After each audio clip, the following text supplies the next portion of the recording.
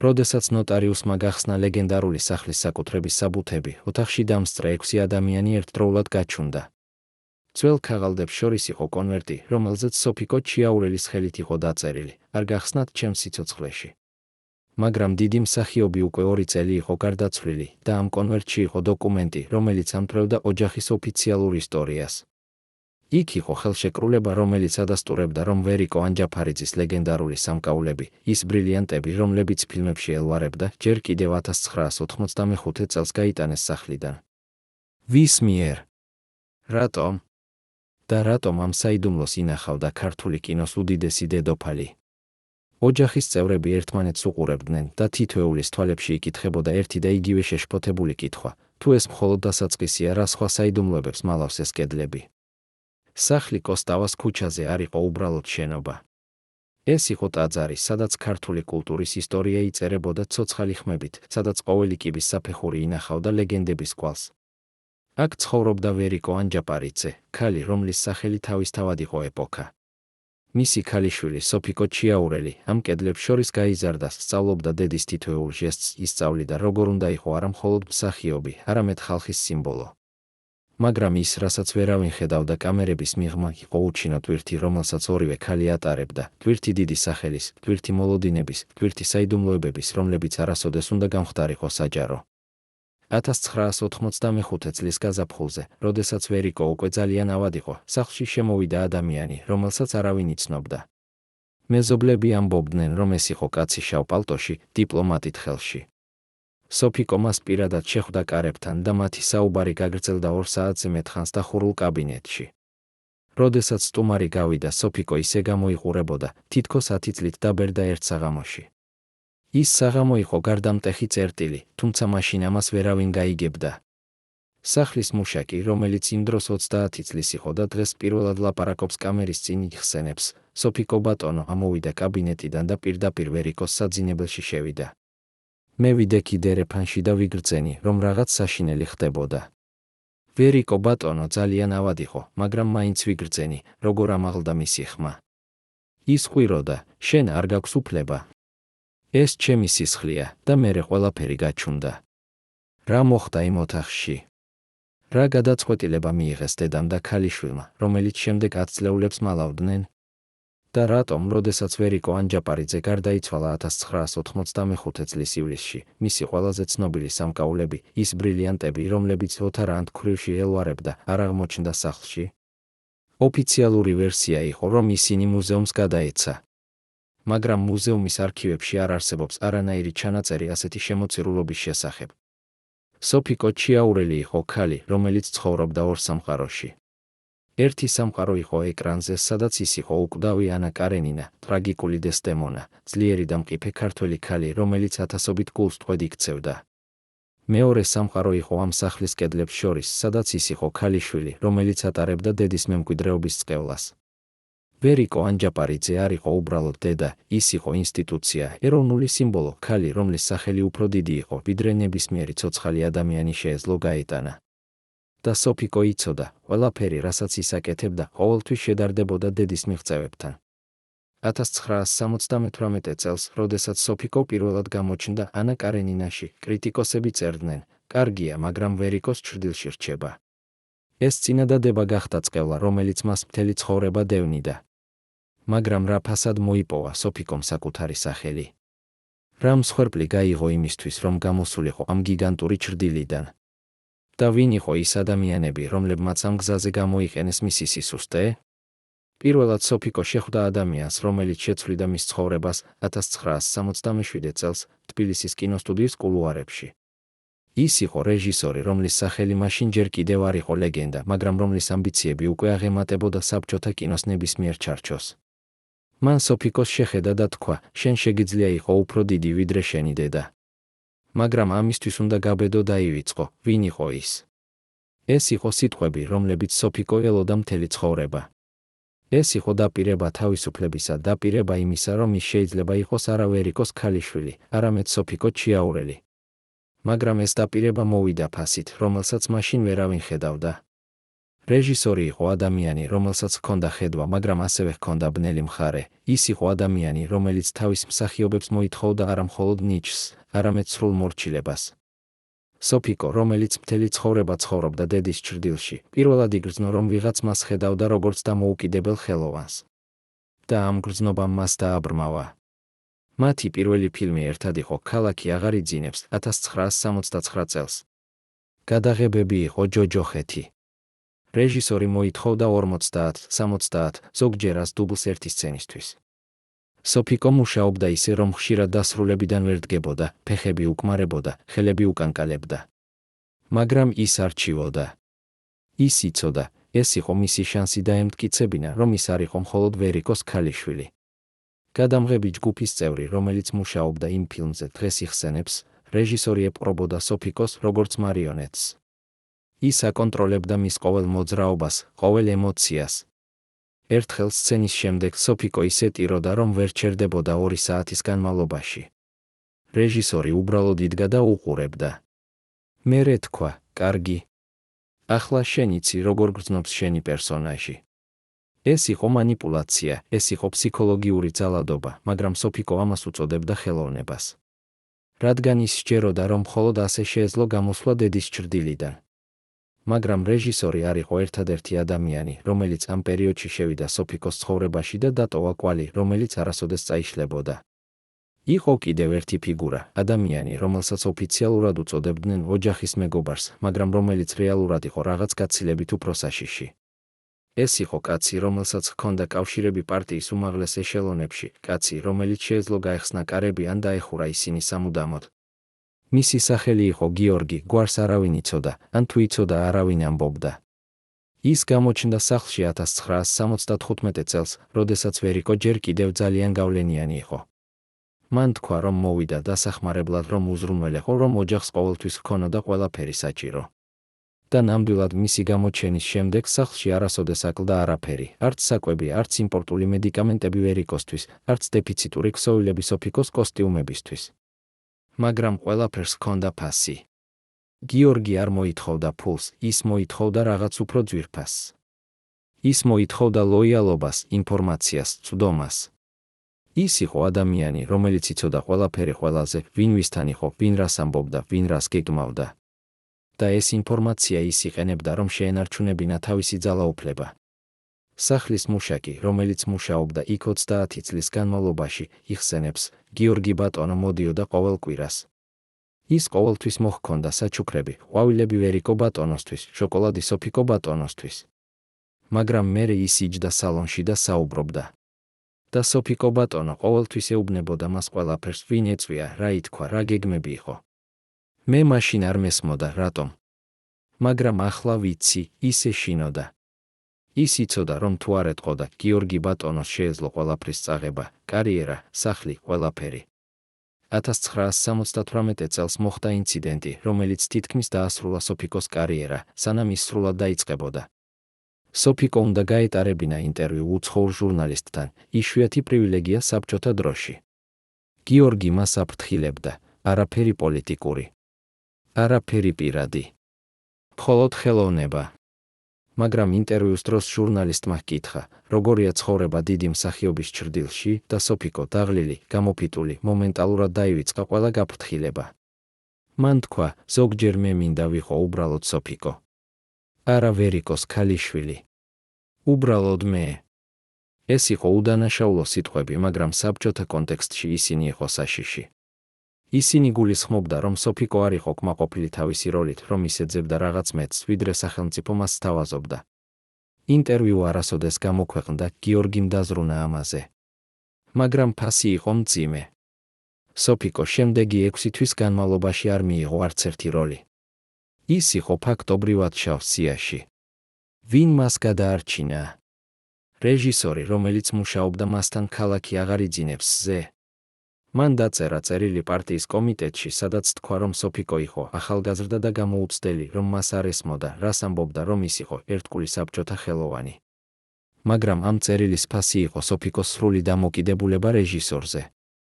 მას შემდეგ ის არ შეეძლო უარი ეთქვა არც ერთ მის მოთხოვნაზე, არც ერთ მის გადაწყვეტილებაზე. ის გახდა მარიონეტი, რომელსაც ორი კაცი აკონტროლებდა, რეჟისორი, რომელიც აკონტროლებდა მის კარიერას და გიორგი, რომელიც აკონტროლებდა მის ცხოვრებას.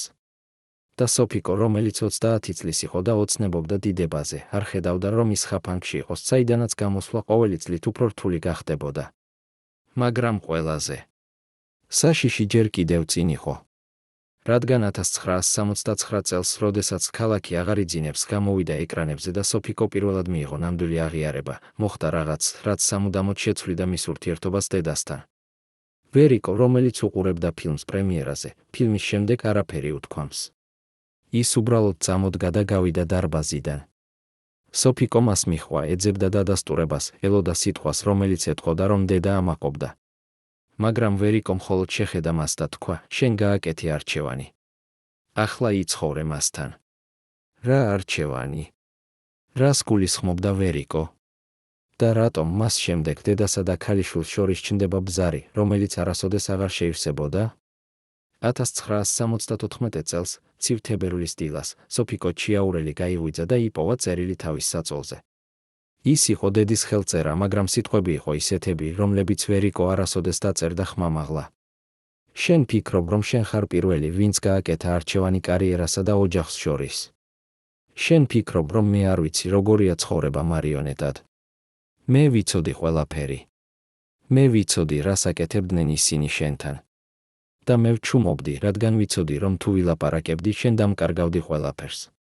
მაგრამ ახლა შენ კარგავ რაღაც უფრო მნიშვნელოვანს, შენს თავს. ეს წერილი იყო აღიარება, რომელიც სოფიკო არასოდეს მოელოდა. ვერიკო, დიდი, ძლიერი, მიუღწეველი ვერიკო, აღიარებდა, რომ მასაც ჰქონდა თავისი ბრძოლები, თავისი მსხვერპლი, თავისი საიდუმლოებები. მაგრამ რატომ ახლა? რატომ ამ წერილით? და რა იყო ის ყველაფერი, რასაც ვერიკო იცოდა? სოფიკო გაიქცა დედის ოთახში, მაგრამ ვერიკო არ იყო იქ. მუშაკმა უთხრა, რომ ის გავიდა ადრე დილით, რაც იყო უჩვეულო. ვერიკო იმ დროს უკვე 70 წლის იყო და იშვიათად ტოვებდა სახლს. სოფიკო დარჩა მარტო ამ წერილთან, ამ სიტყვებთან, რომლებიც ხსნიდნენ ერთ საიდუმლოებას და ქმნიდნენ 1000 ახალ კითხვას. მან დაიწყო ძებნა, გადახედა დედის კაბინეტს, ძველ წერილებს, დღიურებს. და იქ, ძველი წიგნის გვერდებს შორის იპოვა ფოტო, რომელიც არასოდეს ენახა. ფოტოზე იყო ვერიკო, ახალგაზრდა, ალბათ 25 წლის, და გვერდით იდგა კაცი, რომელსაც სოფიკო არ იცნობდა. ისინი იდგნენ ერთად და ვერიკოს თვალებში იყო ის გამომეტყველება, რომელიც სოფიკომ არასოდეს ენახა დედის სახეზე, სრული, უპირობო სიყვარული. ფოტოს უკან იყო დაწერილი მხოლოდ ორი სიტყვა, ჩემი არჩევანი. ვინ იყო ეს კაცი? რატომ არასოდეს ესაუბრა ვერიკო მის შესახებ? და რა მოხდა მასთან? სოფიკო წაიღო ფოტო და წავიდა ერთადერთ ადამიანთან, რომელსაც ფიქრობდა, რომ შეეძლო პასუხის გაცემა, გიორგისთან. როდესაც გიორგიმ დაინახა ფოტო, მისი სახე შეიცვალა. პირველად სოფიკომ დაინახა შიში ამ კაცის თვალებში. მან თქვა, სად იპოვე ეს? ვინ გაჩვენა? სოფიკო უპასუხა, დედის კაბინეტში. ვინ არის ეს კაცი? გიორგი დიდხანს ჩუმობდა. მერე თქვა, ეს არის ადამიანი, რომელიც არასოდეს არსებობდა. ეს არის ადამიანი, რომელზეც საუბარი შეიძლება დაგიჯდეს ყველაფრის დაკარგვა. თუ შენ აფასებ შენს კარიერას, შენს სახლს, შენს სახელს, დაივიწყე ეს ფოტო. დაივიწყე, რომ ოდესმე ენახე. ეს იყო მუქარა, ღია და პირდაპირი. მაგრამ ეს იყო ასევე დადასტურება, ეს ფოტო იყო საშიში, ეს ფოტო მალავდა რაღაც, რაც ძალიან მნიშვნელოვანი იყო.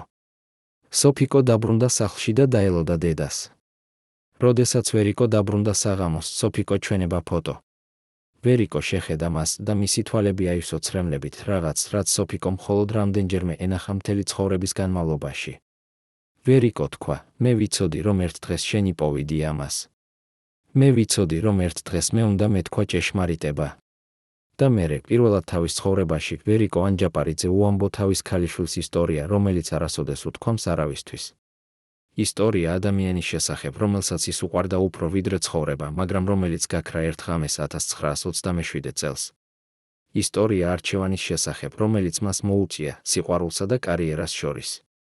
ისტორია იმის შესახებ, თუ როგორ მოვიდა ადამიანები პარტიიდან და უთხრეს, თუ შენ გინდა დარჩე სცენაზე, თუ შენ გინდა იყო ვერიკო ანჯაპარიძე, შენ უნდა დაივიწყო ეს კაცი. ის არის მტერი ხალხისა. ის არის ღალატი. და თუ შენ დარჩები მასთან, შენც გახდები მტერი. ვერიკომ გააკეთა არჩევანი. მან აირჩია კარიერა. მან აირჩია სახელი. და ის კაცი, რომელსაც ის უყვარდა, გაიყვანეს ღამით და არასოდეს დაბრუნდა. ვერიკო არასოდეს შეეძლო გაეგო, რა მოხდა მასთან, მოკლეს, გაასახლეს, თუ უბრალოდ გაქრა. მან ცხოვრა 30 წლით მეტი ამ ტვირთით, ამ მწარე ცოდვით. და ახლა, როდესაც ის ხედავდა, რომ მისი ქალიშვილი აკეთებდა იგივე არჩევანს, ირჩევდა კარიერას საკუთარ თავზე, ირჩევდა სახელს სიყვარულზე, მას არ შეეძლო ჩუმობა. მან უთხრა სოფიკოს, მე გავაკეთე ეს არჩევანი და ვიცხოვრე მთელი ცხოვრება მწარე სინანულით. ნუ გააკეთებ იგივე შეცდომას. ნუ მისცემ მათ შენი სული. მაგრამ სოფიკო უკვე იყო ძალიან ღრმად. ის უკვე იყო ძალიან დამოკიდებული რეჟისორზე, ძალიან დამოკიდებული გიორგიზე, ძალიან დამოკიდებული სისტემაზე, რომელიც აკონტროლებდა მის ცხოვრებას. მან უთხრა დედას, მე არ ვარ შენ. მე შემიძლია გავუმკლავდე ამას. მაგრამ ღრმად, ძალიან ღრმად ის იცოდა, რომ ის ატყუებდა საკუთარ თავს. 1975 წლის გაზაფხულზე მოხდა ინციდენტი, რომელიც სამუდამოდ შეცვლიდა ურთიერთობას დედასა და ქალიშვილს შორის. სოფიკო უნდა გაეტარებინა სპექტაკლი თბილისის თეატრში. ეს იყო დიდი როლი, რომელიც შეეძლო დაემტკიცებინა, რომ ის იყო არა მხოლოდ კინოს მსახიობი, არამედ ნამდვილი თეატრალური ხელოვანი. მაგრამ პრემიერამდე 2 კვირით ადრე, გიორგი მოვიდა და უთხრა, შენ უნდა გადადო პრემიერა. არის პრობლემა?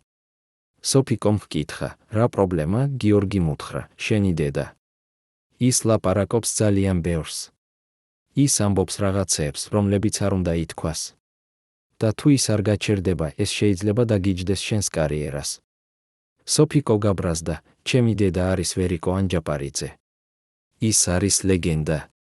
არავინ შეეხება მას. გიორგიმ ჩაიცინა, ლეგენდები ასევე ვარდებიან, როდესაც ისინი ხდებიან საშიში. და მერე მან უთხრა სოფიკოს რაღაც, რაც მას არასოდეს დაივიწყებდა, შენ უნდა აირჩიო, შენი დედა თუ შენი კარიერა. რადგან ორივე შენ ვერ გადაარჩენ. ეს იყო მომენტი, როდესაც სოფიკო უნდა დადგომოდა, უნდა ეთქვა არა, უნდა დაეცვა თავისი დედა. მაგრამ ის არ გააკეთა. ის დაჩუმდა. ის დაელოდა. და 2 კვირის შემდეგ, როდესაც პრემიერა მოახლოვდა, ვერიკო უეცრად დაავადდა. ოფიციალური ვერსია იყო გულის პრობლემები.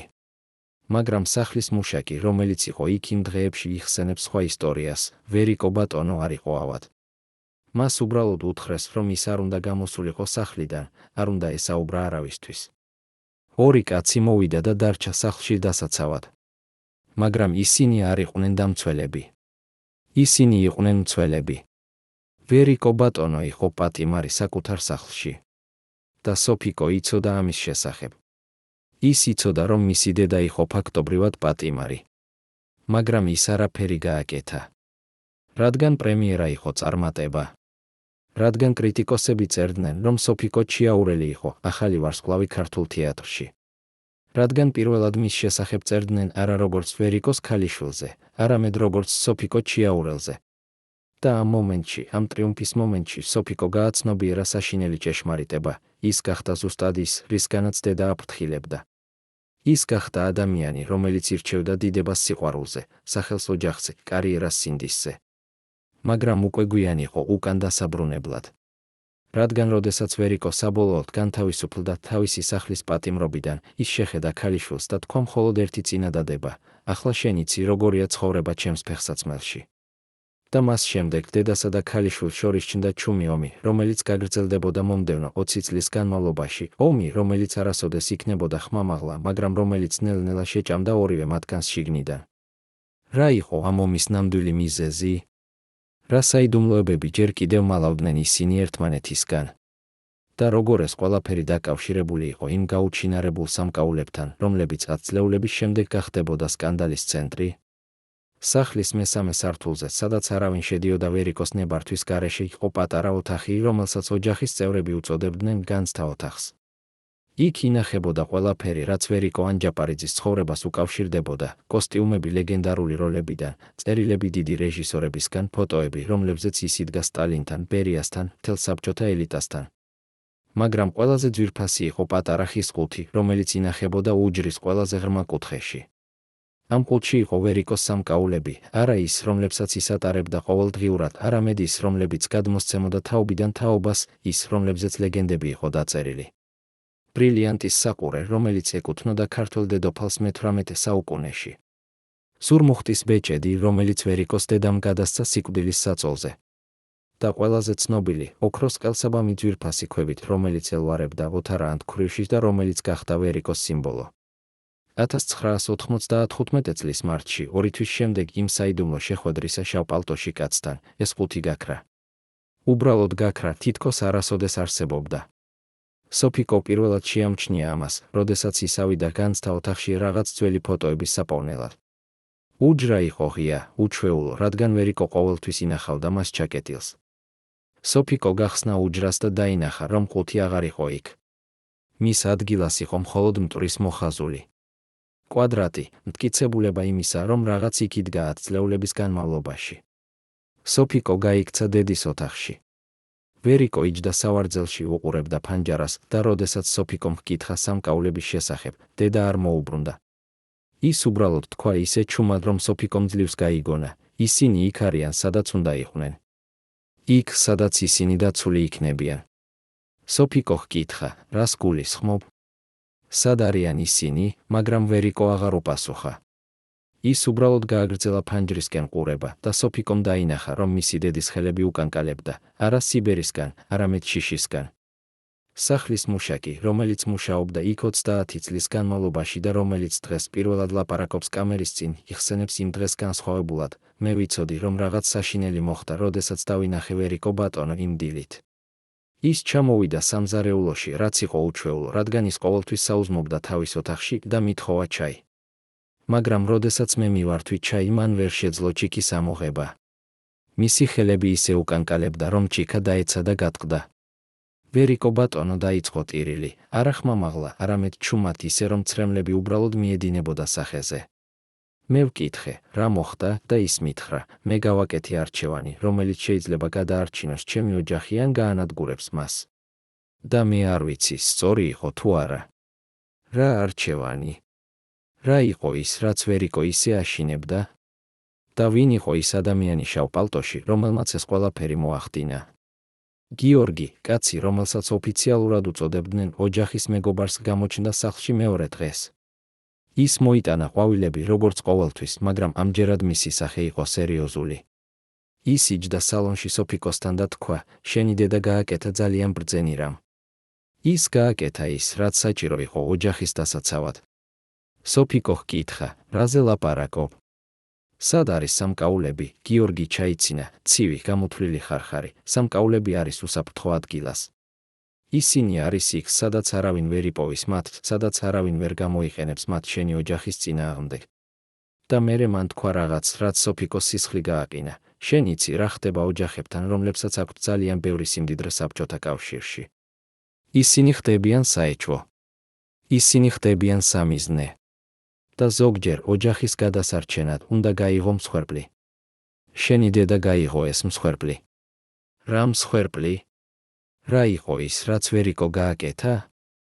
და ვის მისცა ის ლეგენდარული სამკაულები, რომლებიც იყო არა მხოლოდ ოჯახის სიმდიდრე, არამედ ოჯახის ისტორია. მომდევნო კვირების განმავლობაში სოფიკო ცდილობდა გაიგო ჭეშმარიტება, მაგრამ ყოველი ადამიანი, ვისაც ის ეკითხებოდა, ან არ იცოდა არაფერი, ან უარს ამბობდა ლაპარაკზე. ძველი ოჯახის მეგობრები, რომლებიც 10 წლეულების განმავლობაში დადიოდნენ სახლში, უეცრად გახდნენ დაკავებულები, ვერ პოულობდნენ დროს შესახვედრად. თეატრის კოლეგები, რომლებიც იცნობდნენ ვერიკოს 30 წლის განმავლობაში, ამბობდნენ, ეს არის ოჯახური საქმე, ჩვენ არ უნდა ჩავერიოთ. და ვერიკო თავად ჩუმობდა, ის ჩუმობდა ისე სრულყოფილად, ისე აბსოლუტურად, რომ სოფიკო იწყებდა ეჭვს, იყო თუ არა ეს ყველაფერი რეალური, თუ ის უბრალოდ წარმოიდგენდა. მაგრამ მერე ერთ საღამოს, როდესაც სოფიკო დაბრუნდა სახლში გვიან გადაღებებიდან, ის იპოვა კონვერტი თავის საწოლზე. კონვერტში იყო ფოტო, ძველი, გაყვითლებული ფოტო, რომელზეც ვერიკო იდგა იმ კაცთან შავ პალტოში. და ფოტოს უკან იყო დაწერილი ხელით, ეს არის კაცი, რომელმაც იცის ყველაფერი. ეს არის კაცი, რომელმაც აიღო ყველაფერი. და თუ შენ გინდა იცოდე ჭეშმარიტება, შენ უნდა იპოვო ის. მაგრამ ვინ დატოვა ეს ფოტო? ვინ იყო ის, ვინც სურდა, რომ სოფიკო იცოდა ჭეშმარიტება? და რატომ ახლა, ათწლეულების ჩუმების შემდეგ ვიღაც გადაწყვიტა გაეხსნა ეს საიდუმლოება. 1995 წლის აპრილში, ზუსტად 2 კვირის შემდეგ სამკაულების გაქრობისა, სოფიკო ჩიაურელი მიიღო მოსაწვევი, არაოფიციალური, არაწერილობითი, არამედ ზეპირი მოსაწვევი, რომელიც მოვიდა ადამიანისგან, რომელსაც ის არ იცნობდა. კაცი გამოჩნდა თეატრის შესასვლელთან გადაღებების შემდეგ და უთხრა მხოლოდ ერთი წინადადება: ვიღაც გინდა შეხვდეს შენ. ვიღაც, ვინც იცის პასუხები შენს კითხვებზე. სოფიკო უნდა უარი ეთქვა, ეს იყო საეჭვო, ეს იყო საშიში, ეს იყო ზუსტად ის ტიპის სიტუაცია, რომლის შესახებაც გიორგი აფრთხილებდა. მაგრამ სურვილი იცოდეს ჭეშმარიტება იყო უფრო ძლიერი ვიდრე შიში. ის დათანხმდა. კაცმა მისცა მას მისამართი, ძველი შენობა ვერას რაიონში, შენობა, რომელიც ოდესღაც იყო ელიტარული, მაგრამ ახლა იყო ნახევრად მიტოვებული. მან უთხრა: მოდი ხვალ ღამის 10 საათზე. მოდი მარტო. და ნუ ეტყვი არავისთვის. სოფიკო მივიდა. ის იცოდა, რომ ეს იყო სისულელე, ის იცოდა, რომ ეს შეიძლებოდა იყოს ხაფანგი, მაგრამ ის მაინც მივიდა. შენობა იყო ბნელი, მხოლოდ ერთი ფანჯარა ანათებდა მესამე სართულზე. სოფიკო ავიდა კიბეებზე, ძველი, მოხრაშული კიბეები, რომლებიც ყოველ ნაბიჯზე კრიალებდნენ. ის მივიდა კარამდე და დააკაკუნა. კარი გაიხსნა და იქ იდგა ქალი, ხანდაზმული ქალი, შესაძლოა 70 წლის, მაგრამ რომლის თვალებში ჯერ კიდევ იყო ცეცხლი, რომელიც ამბობდა, რომ ეს ქალი ოდესღაც იყო ძალიან ძლიერი. ქალმა თქვა: შემოდი, სოფიკო. მე დიდი ხანია გელოდები. სოფიკო შევიდა ბინაში, პატარა, ჩახუტებული ბინა, სავსე ძველი ავეჯით და წიგნებით. ქალმა მიუთითა სავარძელზე და თქვა: მე ვარ ნინო. და მე ვიცი ყველაფერი შენი დედის შესახებ, რადგან მე ვიყავი ის, ვინც დაეხმარა მას გადაარჩინოს ის, რაც ყველაზე ძვირფასი იყო. ნინო იყო ადამიანი, რომელიც არასოდეს არსებობდა ოფიციალურ ისტორიაში, ის იყო ჩრდილი ადამიანი, რომელიც მუშაობდა კულუარებში, ადამიანი, რომელსაც ჰქონდა კავშირები ყველგან, პარტიაში, ყბში, შავ ბაზარზე, კრიმინალურ სამყაროში. ის იყო ადამიანი, რომელსაც შეეძლო გადაეჭრა პრობლემები, რომლებიც სხვებისთვის იყო გადაუჭრელი. და 1995 წლის მარტში, როდესაც ვერიკო ანჯაპარიძე აღმოჩნდა უიმედო სიტუაციაში, ის მივიდა ნინოსთან. ნინო უამბო სოფიკოს: შენი დედა მოვიდა ჩემთან ღამით, ისე შეშინებული, რომ ძლივს ლაპარაკობდა. ის მითხრა, რომ მოვიდა ადამიანები, არაოფიციალური ადამიანები, არამედ ის ტიპის ადამიანები, რომლებიც არტოვებენ კვალს და უთხრეს, რომ მათ სჭირდებათ რაღაც.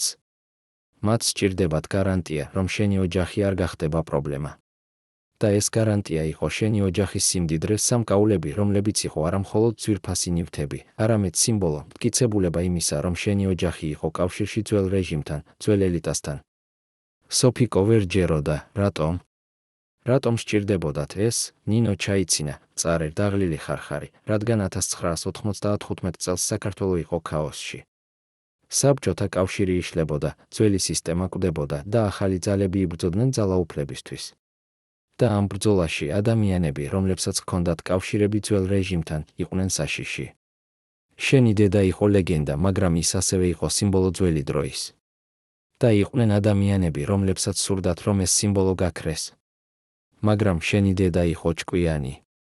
ის იცოდა, რომ თუ ის მისცემდა მათ სამკაულებს, ის მისცემდა მათ ძალაუფლებას მასზე. ამიტომ ის მოვიდა ჩემთან და მითხრა: დამეხმარე, დავმალო ისინი. დამეხმარე, გავაქრო ისინი ისე, რომ არავინ ვერასოდეს იპოვის. და ნინომ დაეხმარა. ის იცოდა ადამიანები, რომლებსაც შეეძლოთ ამის გაკეთება, ადამიანები, რომლებიც მუშაობდნენ ჩრდილებში, რომლებიც შეეძლოთ ნივთების გადატანა საზღვრებს გარეთ, რომლებიც შეეძლოთ დოკუმენტების გაყალბება, რომლებიც შეეძლოთ ისტორიის გადაწერა. სოფიკო ჰკითხა ის კითხვა, რომელიც მას სწვავდა: სად არიან ისინი ახლა? სად არის სამკაულები? ნინო შეხედა მას დიდხანს, თითქოს აფასებდა, იყო თუ არა სოფიკო მზად ჭეშმარიტებისთვის. მერე თქვა: სამკაულები გავიდა საქართველოდან 1995 წლის აპრილში. ისინი გადაიტანეს სომხეთში, მერე თურქეთში, მერე ევროპაში. ისინი გაიყიდა, არა ერთად, არამედ ცალ-ცალკე სხვადასხვა ქვეყნებში, სხვადასხვა ადამიანებისთვის. ფული, რომელიც მიიღეს, ჩადეს ბანკში შვეიცარიაში, არა შენი დედის სახელზე, არამედ სხვა სახელზე, რომელიც არავინ იცოდა. და ეს ფული იყო გარანტია იმისა, რომ თუ რაიმე მოხდებოდა შენს ოჯახს, თუ რაიმე საშიში მოვიდოდა, იქნებოდა რესურსი, იქნებოდა გზა გადარჩენისთვის. სოფიკო იგრძნო, რომ მისი სამყარო იშლებოდა, მაგრამ რატომ არავინ მითხრა? რატომ დედამ დამიმალა ეს? ნინო უპასუხა, რადგან შენი დედა გეცავდა. ის იცოდა, რომ თუ შენ იცოდი ჭეშმარიტებას, შენ გახდებოდი სამიზნე. ის იცოდა, რომ იყვნენ ადამიანები, რომლებიც ეძებდნენ ამ სამკაულებს, რომლებიც მოკლავდნენ ამის გასაგებად, სად არიან ისინი. ამიტომ ის ჩუმობდა. ამიტომ ის ატარებდა ამ საიდუმლოებას მარტო. მაგრამ ახლა, 10 წლეულების შემდეგ ეს საიდუმლოება იწყებდა გამოსვლას. რადგან ნინო უამბო სოფიკოს კიდევ რაღაც რაც აიხსნიდა, რატომ ყველაფერი ხდებოდა ახლა. შენი დედა დაწერა ანდერძი, არაოფიციალური ანდერძია, არამედ პირადი დოკუმენტი, რომელიც ჩადო ჩემთან. ამ დოკუმენტში ის დაწერა ყველაფერი, სად არის ფული, როგორ მივახლოვდე მას, ვინ არის ადამიანები, რომლებმაც იციან ჭეშმარიტება. და ის დატოვა ინსტრუქცია. ეს დოკუმენტი უნდა გადაეცეს შენ მხოლოდ მაშინ, როდესაც შენ იქნები მზად, როდესაც შენ იქნები საკმარისად ძლიერი, რომ გაუმკლავდე ამ ტვირთს. სოფიკო ჰკითხა, და ახლა? ახლა მე მზად ვარ, ნინო შეხედა მას და თქვა, ეს არის კითხვა, რომელზეც მხოლოდ შენ შეგიძლია უპასუხო.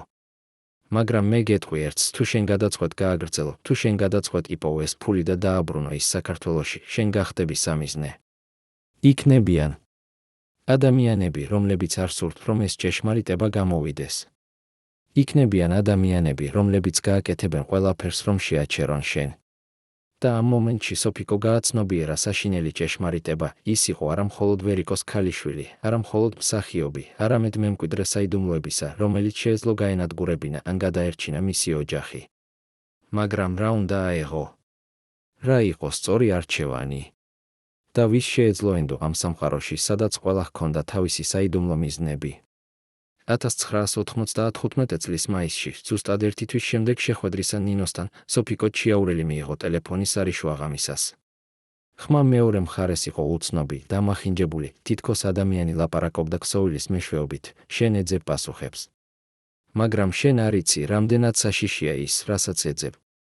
შენი დედა გააკეთა გარიგება ეშმაკთან, რომ გადაერჩინა შენ. და ახლა ეს ეშმაკი მოდის თავისი ნაწილის ასაღებად. ხაზი გაწყდა. სოფიკო იჯდა ბნელში, მისი გული ისე ძლიერად ცემდა, რომ ის გრძნობდა მას ყურებში. ეს იყო მუქარა, ღია, პირდაპირი მუქარა. მაგრამ ვისგან? ვინ იყო ის, ვინც არ სურდა, რომ სოფიკო იცოდა ჭეშმარიტება? და რა იყო ის გარიგება, რომელზეც ლაპარაკობდა უცნობი ხმა? სოფიკო იცოდა, რომ ის უნდა შეეჩერებინა, რომ ის უნდა დაეტოვებინა ეს ყველაფერი და დაბრუნებულიყო თავის ნორმალურ ცხოვრებაში. მაგრამ ის ვერ შეეძლო. რადგან ახლა ეს იყო არა მხოლოდ სამკაულების შესახებ, ეს იყო მისი დედის მემკვიდრეობის შესახებ, მისი ოჯახის ისტორიის შესახებ, ჭეშმარიტების შესახებ, რომელიც მალული იყო 10 წლეულების განმავლობაში. მომდევნო დღეებში სოფიკო დაიწყო საკუთარი გამოძიება. ის ესაუბრებოდა ადამიანებს, რომლებიც იცნობდნენ მის დედას, ადამიანებს, რომლებიც მუშაობდნენ თეატრში, კინოსტუდიაში, ადამიანებს, რომლებიც იყვნენ ნაწილი იმ სამყაროსი, რომელშიც ვერიკო ცხოვრობდა. და ნელ-ნელა იწყებდა გამოსვლა სურათი ქალისა, რომელიც იყო არა მხოლოდ დიდი მსახიობი, არამედ ადამიანი, რომელიც ცხოვრობდა ორ სამყაროში. ერთი სამყარო იყო საჯარო სამყარო დიდებისა, აღიარებისა, სიყვარულისა. მეორე სამყარო იყო ჩრდილებში სამყარო გარიგებებისა, კომპრომისებისა, საიდუმლოებებისა, რომლებიც არასოდეს უნდა გამხდარიყო ცნობილი.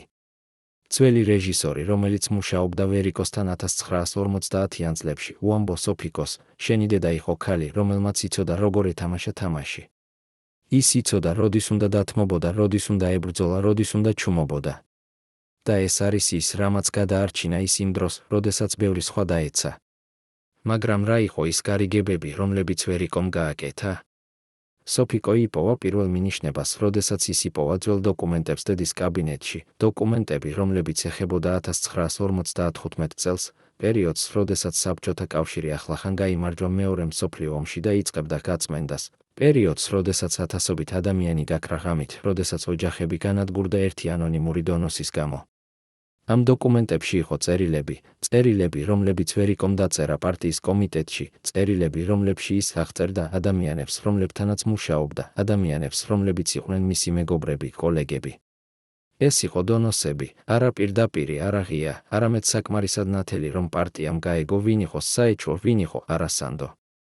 სოფიკო კითხულობდა ამ წერილებს და გრძნობდა, რომ მისი სამყარო იშლებოდა. მისი დედა, დიდი ვერიკო ანჯაპარიძე, იყო ინფორმატორი. მაგრამ რატომ? რატომ გააკეთა ვერიკომ ეს? სოფიკო იპოვა პასუხი კიდევ ერთ დოკუმენტში, რომელიც იყო დათარიღებული 1942 წლით, პერიოდით, როდესაც ვერიკოს ოჯახი იყო საფრთხეში. ვერიკოს ძმა, რომელიც იყო ინჟინერი, დააპატიმრეს ანტისაბჭოთა აგიტაციის ბრალდება, რომელიც იმ დროს ნიშნავდა სიკვდილს ან გულაგს. ვერიკო მივიდა პარტიის კომიტეტში და ევედრებოდა, ითხოვდა, ტიროდა. და მათ უთხრეს, ჩვენ შეგვიძლია დავეხმაროთ შენს ძმას. მაგრამ შენ უნდა დაგვეხმაროთ ჩვენ. შენ უნდა იყო ჩვენი თვალები და ყურები თეატრში, კინოსტუდიაში. შენ უნდა გვითხრა ვინ რას ამბობს, ვინ რას ფიქრობს. და ვერიკომ დათანხმდა. ის დათანხმდა, რადგან ის სურდა გადაერჩინა თავისი ძმა, რადგან ის სურდა დაეცვა თავისი ოჯახი. მაგრამ ეს გადაწყვეტილება გახდა წყევლა, რომელიც მას დევნიდა მთელი ცხოვრების განმავლობაში. რადგან ყოველი წერილი, რომელიც ის წერდა, ყოველი სახელი, რომელსაც ის ახსენებდა, იყო ადამიანი, რომლის ცხოვრება შეიძლებოდა განადგურებულიყო. სოფიკო იჯდა თავის დედის კაბინეტში, გარშემორტყმული ამ დოკუმენტებით და გრძნობდა, რომ ის ვერ სუნთქავდა. მისი დედა, ქალი, რომელსაც ის თაყვანს სცემდა, ქალი, რომელიც იყო მისი გმირი, იყო ადამიანი, რომელსაც ჰქონდა ბნელი საიდუმლოება, რომელიც აიხსნიდა ბევრ რამეს. ეს აიხსნიდა, რატომ ვერიკო ყოველთვის იყო ისე კონტროლირებული, ისე ფრთხილი თავის სიტყვებში.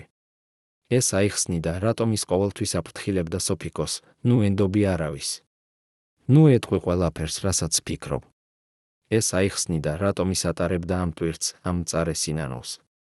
მაგრამ ეს ასევე აყენებდა კითხვას, თუ ვერიკო იყო ინფორმატორი, თუ ის მუშაობდა სისტემასთან, მაშინ რატომ სისტემა მოვიდა მის წინააღმდეგ 1995 წელს? რატომ მოითხოვეს მისგან სამკაულები? რა იყო ის, რაც შეიცვალა? და ვინ იყო ის ადამიანი შავ პალტოში, რომელიც მოვიდა იმ საბედისწერო საღამოს? სოფიკო გადაწყვიტა იპოვოს ეს ადამიანი. ის წაიღო ფოტო, რომელიც ნინომ მისცა და დაიწყო ძებნა. ის ესაუბრებოდა ადამიანებს, რომლებიც მუშაობდნენ კლუბში, ადამიანებს, რომლებიც იყვნენ ნაწილი საბჭოთა უშიშროების აპარატისა.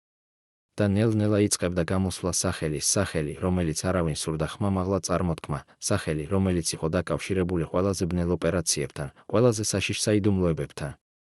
ეს სახელი იყო გელა ბერიძე, კაცი, რომელიც მუშაობდა კლუბის სპეციალურ განყოფილებაში, რომელიც ეწეოდა სპეციალურ ოპერაციებს, რომლებიც არასოდეს ფიქსირდებოდა ოფიციალურად, ოპერაციებს, რომლებიც მოიცავდა შანტაჟს, მუქარას, ზოგჯერ გაქრობას. გელა ბერიძე იყო ადამიანი, რომელიც იცოდა ყველა საიდუმლოებები, რადგან ის იყო ის, ვინც აგროვებდა მათ. და 1995 წელს, როდესაც საბჭოთა კავშირი იშლებოდა და ძველი სისტემა კვდებოდა, გელა ბერიძე გადაწყვიტა გამოიყენოს ეს საიდუმლოებები თავისი სარგებლისთვის. ძველი კლუბის ოფიცერი, რომელიც მუშაობდა გელასთან და რომელიც ახლა ცხოვრობს პენსიაზე, უამბო სოფიკოს, გელა იყო ადამიანი, რომელსაც არ ჰქონდა პრინციპები. მას ჰქონდა მხოლოდ ინტერესები. და 1995 წელს, როდესაც ყველაფერი იშლებოდა, ის დაინახა შანსი. ის იცოდა, რომ ვერიკო ანჯაპარიძეს ჰქონდა სიმდიდრე, არა მხოლოდ სამკაულები, არამედ ასევე ინფორმაცია, კავშირები, გავლენა. და ის გადაწყვიტა აიღოს ეს ყველაფერი. ის მივიდა ვერიკოსთან და უთხრა, მე ვიცი შენი საიდუმლოებები. მე ვიცი, რას აკეთებდი 50-იან წლებში. და თუ შენ არ მისცემ მე ის, რაც მე მინდა, მე გავხდი ეს საიდუმლოებები საჯარო. და შენი სახელი, შენი მემკვიდრეობა, ყველაფერი განადგურდება. ეს იყო შანტაჟი, სრული, აბსოლუტური შანტაჟი. და ვერიკო, რომელიც იყო უკვე ხანდაზმული, დაღლილი, შეშინებული, დათანხმდა. ის მისცა გელას ის, რაც ის მოითხოვდა, არა სამკაულები პირდაპირ, არამედ ინფორმაცია, სად იყვნენ ისინი, როგორ მიუახლოვდე მათ. მაგრამ ვერიკო არ იყო სულელი. ის იცოდა, რომ თუ ის მისცემდა გელას ყველაფერს, ის დაკარგავდა ყველა კონტროლს. ამიტომ ის მისცა მას მხოლოდ ნაწილი, საკმარისი რომ დაეკმაყოფილებინა ის, მაგრამ არა საკმარისი რომ მას ჰქონოდა სრული ძალაუფლება. და ეს გადაწყვეტილება გადაარჩინა სოფიკოს ოჯახი, მაინც დროებით. მაგრამ ახლა, 10 წლეულების შემდეგ, გელა ბერიძე კვლავ გამოჩნდა. რატომ? რას ეძებდა ის? და რა იყო ის, რაც ვერიკომ დამალა მისგან, ის საიდუმლოება, რომელიც ჯერ კიდევ იყო დამალული, ელოდა გამოსვლას. 1999 წლის ოქტომბერში სოფიკო ჩიაურელის პირად ექიმმა დარეკა შუაღამისას და უთხრა ის, რაც მან არასოდეს წარმოიდგინა, რომ გაიგონდა, თქვენმა დედამ დატოვა თქვენთვის სამედიცინო დოკუმენტი, რომელიც უნდა გადმოგეცეთ მხოლოდ მისი გარდაცვალების შემდეგ. მაგრამ ამ დოკუმენტში არის რაღაც, რაც თქვენ უნდა იცოდეთ ახლავე. ექიმმა შეხვდა სოფიკოს მის კლინიკაში გამთენისას, როდესაც ქალაქი ჯერ კიდევ იძინებდა, როდესაც ქუჩები იყო ცარიელი და მხოლოდ ქარი ატარებდა ძველ გაზეთებს ასფალტზე. ის გადასცა სოფიკოს ყვითელ კონვერტს, რომელზე ვერიკოს ხელით იყო დაწერილი, ჩემი უკანასკნელი აღსარება. სოფიკო გახსნა კონვერტი და იქ იყო არა წერილი, არამედ სამედიცინო ჩანაწერები, რომლებიც ეხებოდა 1970-იან წლებს, პერიოდს, როდესაც ვერიკო იყო თავის კარიერის მწვერვალზე. ამ ჩანაწერებში იყო დიაგნოზი, რომელიც არასოდეს გახდა საჯარო. ვერიკო ანჯაპარიძეს ჰქონდა სერიოზული გულის დაავადება, რომელიც ექიმების თქმით შეეძლო ნებისმიერ მომენტში დაესრულებინა მისი ცხოვრება. მაგრამ ყველაზე საშინელი იყო ის, რაც დაწერილი იყო ექიმის ხელით ჩანაწერის ბოლოს. პაციენტი ითხოვს სრულ საიდუმლოებას. პაციენტი ამბობს, რომ თუ ეს ინფორმაცია გახდება ცნობილი, მისი კარიერა დასრულდება და მისი ოჯახი დარჩება დაუცველი. პაციენტი ითხოვს გაგრძელდეს მუშაობა ნებისმიერ ფასად. ექიმმა უთხრა სოფიკოს, თქვენმა დედამ იცოდა, რომ ის კვდებოდა. ის იცოდა ეს 30 წლის განმავლობაში. მაგრამ ის არ შეჩერებულა. ის აგრძელებდა სპექტაკლებს, ფილმებს, გადაღებებს, რომლებიც გრძელდებოდა 16 საათზე მეტს. მე ვეუბნებოდი მას, ვერიკო, თქვენ კლავთ საკუთარ თავს. და ის მიპასუხებდა, მე ვკვდები მაინც. მაგრამ მე შემიძლია ავირჩიო, მოუკვდე როგორც დაავადებული ქალის საწოლში, ან მოუკვდე როგორც ვერიკო ანჯაპარიძეს სცენაზე. სოფიკო კითხულობდა ამ სიტყვებს და გრძნობდა, რომ მისი გული იშლებოდა. მისი დედა ქალი, რომელიც ყოველთვის ჩანდა ისე ძლიერი, ისე მიუღწეველი, ცხოვრობდა ყოველდღიურად იმ შიშით, რომ შემდეგი სუნთქვა შეიძლებოდა იყოს ბოლო. მაგრამ რატომ არ უთხრა ამის შესახებ თავის ქალიშვილს? რატომ ატარებდა ამ ტვირთს მარტო? ექიმმა უპასუხა კითხვაზე, რომელიც სოფიკომ არ დასვა ხმამაღლა, რადგან თქვენი დედა იცოდა, რომ თუ თქვენ იცოდით ჭეშმარიტება, თქვენ შეეცდებოდით შეეჩერებინათ ის. და ის არ შეეძლო შეჩერება. რადგან მუშაობა იყო ერთადერთი, რაც აძლევდა მას მიზანს, ერთადერთი, რაც აძლევდა მას ძალას გაგრძელებისთვის. მაგრამ ამ სამედიცინო დოკუმენტში იყო კიდევ რაღაც, რაც აიხსნიდა ბევრ რამეს. 1975 წელს, როდესაც ვერიკოს მდგომარეობა მნიშვნელოვნად გაუარესდა, ექიმებმა უთხრეს, რომ მას სჭირდებოდა ოპერაცია, რთული, საშიში ოპერაცია, რომელიც შეეძლო გადაერჩინა მისი ცხოვრება ან დაესრულებინა ის.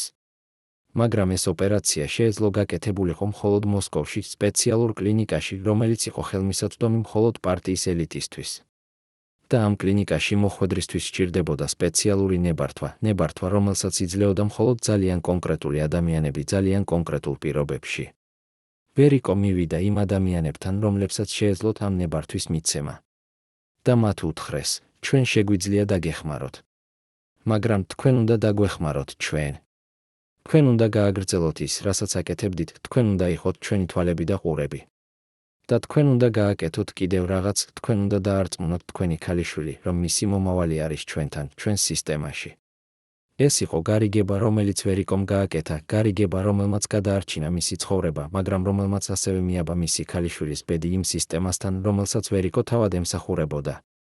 სოფიკო იჯდა ექიმის კაბინეტში და გრძნობდა, რომ მისი მთელი ცხოვრება იყო ტყუილი, არა იმიტომ, რომ ვინმე ატყუებდა მას, არამედ იმიტომ, რომ ყველაფერი, რასაც ის თვლიდა თავის არჩევანად, თავის გადაწყვეტილებად, რეალურად იყო ნაწილი გეგმისა, რომელიც დაიგეგმა 10 წლეულების წინ. მისი კარიერა, მისი როლები, მისი წარმატება, ყველაფერი ეს იყო ნაწილი გარიგებისა, რომელიც მისმა დედამ გააკეთა იმისთვის, რომ გადაერჩინა საკუთარი ცხოვრება. მაგრამ ყველაზე საშინელი იყო ის, რომ სოფიკო ახლა გააცნობიერა, ის ადამიანები, რომლებიც აკონტროლებდნენ მის ცხოვრებას, რეჟისორი, გიორგი, ყველა ის მეგობრები, რომლებიც ეხმარებოდნენ მას, ისინი არ იყვნენ შემთხვევითი. ისინი იყვნენ ნაწილი იმ სისტემისა, რომელშიც მისი დედა იყო ჩართული. ისინი იყვნენ ის ადამიანები, რომლებიც უზრუნველყოფდნენ, რომ გარიგება შესრულებულიყო, რომ ვერიკოს ქალიშვილი გაგრძელებდა იმ გზას, რომელიც მისთვის იყო განსაზღვრული. ექიმმა უთხრა სოფიკოს, თქვენმა დედამ დატოვა კიდევ ერთი დოკუმენტი, წერილი, რომელიც მან დაწერა თქვენთვის 2 წლის წინ, როდესაც მან იცოდა, რომ მისი დრო იწურებოდა. ამ წერილში ის ხსნის ყველაფერს, რატომ გააკეთა ის, რაც გააკეთა, რატომ არ უთხრა თქვენ ჭეშმარიტება, რატომ ის ირჩევდა ჩუმობას. მაგრამ ის ასევე ტოვებს თქვენთვის არჩევანს, რომელიც მან ვერასოდეს შეძლო გააკეთოს. რა არჩევანი? რა იყო ის, რაც ვერიკო სურდა, რომ მისმა ქალიშვილმა გააკეთოს? და შეეძლო თუ არა სოფიკოს გაეკეთებინა ის, რაც მისმა დედამ ვერ შეძლო. კოსტავას ქუჩის სახლის სარდაფში, სადაც არავინ შესულა 10 წლეულების განმავლობაში, იყო ძველი რკინის კარადა, რომელიც ჩაკეტილი იყო 3 განსხვავებული საკეთით. 2002 წელს 2 წლის შემდეგ ვერიკოს გარდაცვალებისას სოფიკო ჩიაურელი ჩავიდა ამ სარდაფში პირველად თავის ცხოვრებაში, ხელში ის 3 გასაღები, რომლებიც ექიმმა გადასცა მას ვერიკოს ბოლო წერილთან ერთად. სარდაფი იყო ბნელი, ნესტიანი, სავსე ძველი ნივთებით, რომლებიც ინახავდა ოჯახის ისტორიას, ძველი ავეჯი, ყუთები წიგნებით, კოსტიუმები სპექტაკლებიდან, რომლებიც დადგმული იყო ნახევარი საუკუნის წინ. მაგრამ კარადა იდგა უკანა კუთხეში, დაფარული ძველი ხალიჩებით, თითქოს ვინმე ცდილობდა მისი დამალვას არა მხოლოდ ადამიანებისგან, არამედ თავად დროისგანაც. სოფიკო მოხსნა ხალიჩები და დაინახა, რომ კარადაზე იყო ამოკვეთილი წარწერა ძველ ქართულ ასოებში, ჭეშმარიტება ათავისუფლებს, მაგრამ პირველ რიგში ის გტკივა. ის გახსნა პირველი საკეტი, მერე მეორე, მერე მესამე. და როდესაც კარადის კარი გაიხსნა, სოფიკომ დაინახა არა განძი, არა ოქრო თუ ბრილიანტები, არამედ რაღაც გაცილებით უფრო ძვირფასი და გაცილებით უფრო საშიში დოკუმენტები, ასობით დოკუმენტი, რომლებიც ინახავდა ისტორიას, რომელიც არასოდეს უნდა გამხდარიყო ცნობილი. ამ დოკუმენტებში იყო ყველაფერი, წერილები, რომლებიც ვერიკომ დაწერა პარტიის კომიტეტში 50-იან და 50-იან წლებში, ფოტოები, რომლებზე ის იდგა ადამიანებთან, რომლებიც მოგვიანებით გაქრნენ, ჩანაწერები საუბრებისა, რომლებიც ჩატარდა დახურულ კაბინეტებში, სადაც გადაწყდებოდა ადამიანების ბედი. მაგრამ ყველაზე საშინელი იყო ერთი საქაღალდე, რომელზე იყო დაწერილი ჩემი ცოდვები. ამ საქაღალდეში იყო სია, დეტალური, მეთოდური სია ყველა იმ ადამიანისა, რომლის შესახებაც ვერიკომ მოახსენა, ყველა იმ ადამიანისა, რომლის ბედზეც მან იქონია გავლენა. და თითოეული სახელის გვერდით იყო ჩანაწერი, რა მოხდა ამ ადამიანს, სად გაიგზავნეს, როდის დაბრუნდნენ, თუ საერთოდ დაბრუნდნენ. სოფიკო კითხულობდა ამ სიას და გრძნობდა, რომ ის ვერ სუნთქავდა. აქ იყო სახელები ადამიანებისა, რომლებიც იყვნენ მისი დედის მეგობრები, კოლეგები, ადამიანები, რომლებთანაც ვერიკო მუშაობდა, რომლებთანაც ის იცინოდა, რომლებთანაც ის იზიარებდა სცენას. და ყველა მათგანის ბედი იყო დაკავშირებული ვერიკოს სიტყვებთან, ვერიკოს წერილებთან, ვერიკოს მოხსენებებთან. მაგრამ ყველაზე საშინელი იყო ბოლო გვერდი ამ საქაღალდისა, სადაც ვერიკომ დაწერა ხელით, ძრწოლა ასოებით, მე ვიცოდი, რას ვაკეთებდი. მე ვიცოდი, რომ ყოველი სახელი, რომელსაც მე ვწერდი, შეეძლო ყოფილიყო სასიკვდილო განაჩენი. მაგრამ მე ვირჩევდი ჩემს ოჯახს. მე ვირჩევდი ჩემს ქალიშვილს. მე ვირჩევდი გადარჩენას. და ახლა, როდესაც მე ვზივარ ამ გვერდებზე, მე ვიცი, რომ არ არსებობს გამართლება. არ არსებობს მიტევება. არსებობს მხოლოდ ჭეშმარიტება, და ეს ჭეშმარიტება არის ის, რომ მე ვიყავი ნაწილი მანქანისა, რომელიც ანადგურებდა უდანაშაულო ადამიანებს. და ერთადერთი, რაც მე შემიძლია გავაკეთო ახლა, არის დავტოვო ეს დოკუმენტები ჩემს ქალიშვილს, რათა მან იცოდეს ჭეშმარიტება, რათა მან შეძლოს გააკეთოს ის, რაც მე ვერ შევძელი, თქვას არა სისტემას, რომელიც მოითხოვს სულს სახელის სანაცვლოდ. სოფიკო კითხულობდა ამ სიტყვებს და ცრემლები უდიოდა სახეზე, არა მწუხარებისგან, არამედ რაღაც უფრო რთულისგან, რაღაც, რაც იყო ნაზავით კივილისა, რისხვისა, გაგებისა და უსასრულო სევდისა. მაგრამ კარადაში იყო კიდევ რაღაც, პატარა ხის ყუთი, რომელიც იდო ყველა დოკუმენტის ქვეშ. სოფიკომ გახსნა ეს ყუთი და იქ იპოვა არა სამკაულები, როგორც ის ელოდა, არამედ ფოტოები, ათობით ფოტო, რომლებზეც იყო ვერიკო და ის კაცი, რომელსაც სოფიკო ენახა იმ პირველ ფოტოზე, კაცი, რომელიც არასოდეს არსებობდა. ამ ფოტოებზე ისინი იყვნენ ახალგაზრდები, ბედნიერები, სიყვარულში. ისინი იდგნენ ერთად ზღვის პირას, მთებში, ძველ თბილისის ქუჩებში. და თითოეულ ფოტოს უკან იყო დაწერილი თარიღი და მოკლე ჩანაწერი ვერიკოს ხელით. ერთ ფოტოზე იყო დაწერილი 1926 წელი. დღე, როდესაც მან მითხრა, რომ მე ვარ მისი მთელი სამყარო. მეორეზე 1927 წელი. ბოლო დღე, როდესაც ჩვენ ვიყავით თავისუფლები. მესამეზე 1928 წელი. დღე, როდესაც ისინი წაიყვანეს ის. დღე, როდესაც ჩემი ცხოვრება დასრულდა. სოფიკო კითხულობდა ამ ჩანაწერებს და ახლა გააცნობიერა, მისი დედა არ იყო ცივი, გამოთვლილი ქალი, რომელიც ირჩევდა კარიერას სიყვარულზე. ის იყო ქალი, რომელმაც დაკარგა ყველაფერი, რაც მას უყვარდა და რომელიც ცხოვრობდა მთელი ცხოვრება ამ დანაკარგის ტკივილით. ხუთში იყო კიდევ ერთი დოკუმენტი, ძველი, გაყვითლებული ქაღალდი, რომელზეც იყო დაწერილი ოფიციალური ბეჭედი, სახელმწიფო უშიშროების კომიტეტი. სრულიად საიდუმლო. ეს იყო დოკუმენტი, რომელიც ეხებოდა იმ კაცს, რომელიც ვერიკოს უყვარდა. მისი სახელი იყო დავით მესხიშვილი, ის იყო ინჟინერი, რომელიც მუშაობდა თბილისის ქარხანაში. 1928 წელს ის დააპატიმრეს ანტისაბჭოთა აგიტაციის ბრალდება, რომელიც ეფუძნებოდა ანონიმურ დონოს. დოკუმენტში იყო დაწერილი, რომ დავით მესხიშვილი გაიგზავნა სიბირში, სადაც ის გარდაიცვალა 1929 წელს ბუნებრივი მიზეზებით. მაგრამ ყველაზე საშინელი იყო ის, რაც დაწერილი იყო დოკუმენტის ბოლოს, პატარა ჩანაწერი, რომელიც დაემატა 10 წლეულების შემდეგ, ინფორმაცია დონოსის ავტორის შესახებ, არ არის ხელმისაწვდომი. საქმე დახურულია. ვინ იყო ის, ვინც დაწერა ეს დონოსი? ვინ იყო ის, ვინც გაანადგურა ვერიკოს სიყვარული? და რატომ ეს ინფორმაცია იყო, არ არის ხელმისაწვდომი? სოფიკო იცოდა პასუხი, ის იცოდა, რადგან ის ენახა საკმარისი დოკუმენტები, რომ გაეგო როგორ მუშაობდა სისტემა. დონოსის ავტორი იყო ვინმე ახლობელი, ვინც იცნობდა დავითს, ვინც იცოდა მისი აზრები, მისი სიტყვები. და ყველაზე სავარაუდო იყო, რომ ეს იყო ვინმე, ვინც სურდა ვერიკოს დაცვა, ან ვინმე, ვინც სურდა ვერიკოს გამოყენება. სოფიკო იჯდა ამ სარდაფში, გარშემორტყმული ამ დოკუმენტებით, ამ ფოტოებით, ამ საიდუმლოებებით და გრძნობდა, რომ მისი მთელი გაგება თავისი დედის შესახებ იყო არასწორი. ვერიკო არ იყო გმირი, მაგრამ ის ასევე არ იყო ბოროტი. ის იყო ადამიანი, რომელიც ცხოვრობდა შიშში, ადამიანი, რომელიც აკეთებდა შეთანხმებებს, რომ გადაერჩინა საკუთარი თავი და თავისი ოჯახი, ადამიანი, რომელიც ატარებდა ტვირთს, რომელიც ის ვერასოდეს შეეძლო გაეზიარებინა. მაგრამ ახლა ეს ტვირთი იყო სოფიკოზე. ახლა ის უნდა გადაეწყვიტა, რა გააკეთოს ამ დოკუმენტებით, ამ ჭეშმარიტებით, ამ ისტორიით, რომელიც შეეძლო გაენადგურებინა მისი დედის მემკვიდრეობა, ან გადაერჩინა ის. რადგან ახლა სოფიკო იცოდა, სამკაულები არ იყო ყველაზე ძვირფასი, რაც ვერიკომ დატოვა. ყველაზე ძვირფასი იყო ეს ჭეშმარიტება, ეს ისტორია, ეს აღსარება, რომელიც ელოდა გადაწყვეტილებას, დაიმარხოს თუ გამოვიდეს სინათლეზე. მაგრამ ვის ეკუთვნოდა ეს გადაწყვეტილება? და რა იქნებოდა ფასი ნებისმიერი არჩევანისა? 2002-2013 წლის იანვარში, ზუსტად 1 წლის შემდეგ იმისა, რაც სოფიკო იპოვა დოკუმენტები სარდაფში, კოსტავას ქუჩის სახლის კარზე გამოჩნდა ოფიციალური შეტყობინება, ქონება გასაყიდია აუქციონზე. ეს იყო მომენტი, რომელიც სოფიკო ელოდა და ეშინოდა ერთდროულად. ის იცოდა, რომ ეს დღე მოვიდოდა, ის იცოდა, რადგან ბოლო თვეების განმავლობაში ის იღებდა წერილებს, ზარებს, შეთავაზებებს ადამიანებისგან, რომლებიც სურდათ ამ სახლის შეძენა. ზოგი სთავაზობდა ფულს, დიდ ფულს, თანხებს, რომლებიც შეეძლო უზრუნველყო სოფიკოს კომფორტული ცხოვრება დანარჩენი წლების განმავლობაში. სხვები სთავაზობდნენ დაცვას დაპირებებს, რომ ისინი შეინარჩუნებდნენ სახლს როგორც მუზეუმს, როგორც ძეგლს ვერიკო ანჯაპარიძის მემკვიდრეობისა. მაგრამ სოფიკო იცოდა ჭეშმარიტება, ის იცოდა, რადგან ნინომ უთხრა მას, რადგან ის ადამიანები, რომლებიც ჯერ კიდევ იცოდნენ, როგორ მუშაობდა ძველი სისტემა, აფრთხილებდნენ მას. ეს მყიდველები არ იყვნენ დაინტერესებულები სახლით, ისინი იყვნენ დაინტერესებულები იმით, რაც შეეძლო ყოფილიყო დამალული ამ სახლში, იმ საიდუმლოებებით, რომლებიც შეეძლო ყოფილიყო ჩამარხული ამ კედლებს შორის. სოფიკო იცოდა, რომ ის ჰქონდა არჩევანი.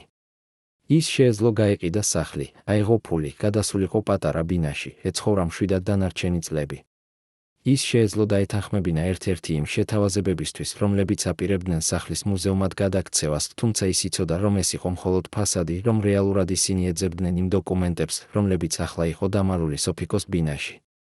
ან ის შეეძლო გაეკეთებინა ის, რაც მისმა დედამ ვერ შეძლო, გაეხსნა ჭეშმარიტება, გამოექვეყნებინა ის დოკუმენტები, ეთქვა სამყაროსთვის, თუ რა ხდებოდა რეალურად იმ კედლებს შორის, რომლებიც ყველა თვლიდა კულტურის ტაძრად.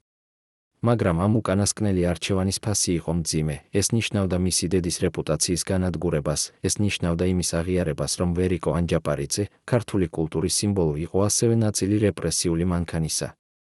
ეს ნიშნავდა ომს იმ ადამიანებთან, რომლებიც ჯერ კიდევ ჰქონდათ ძალაუფლება, იმ ადამიანებთან, რომლებიც არ სურდათ, რომ ძველი საიდუმლოებები გამოსულიყო.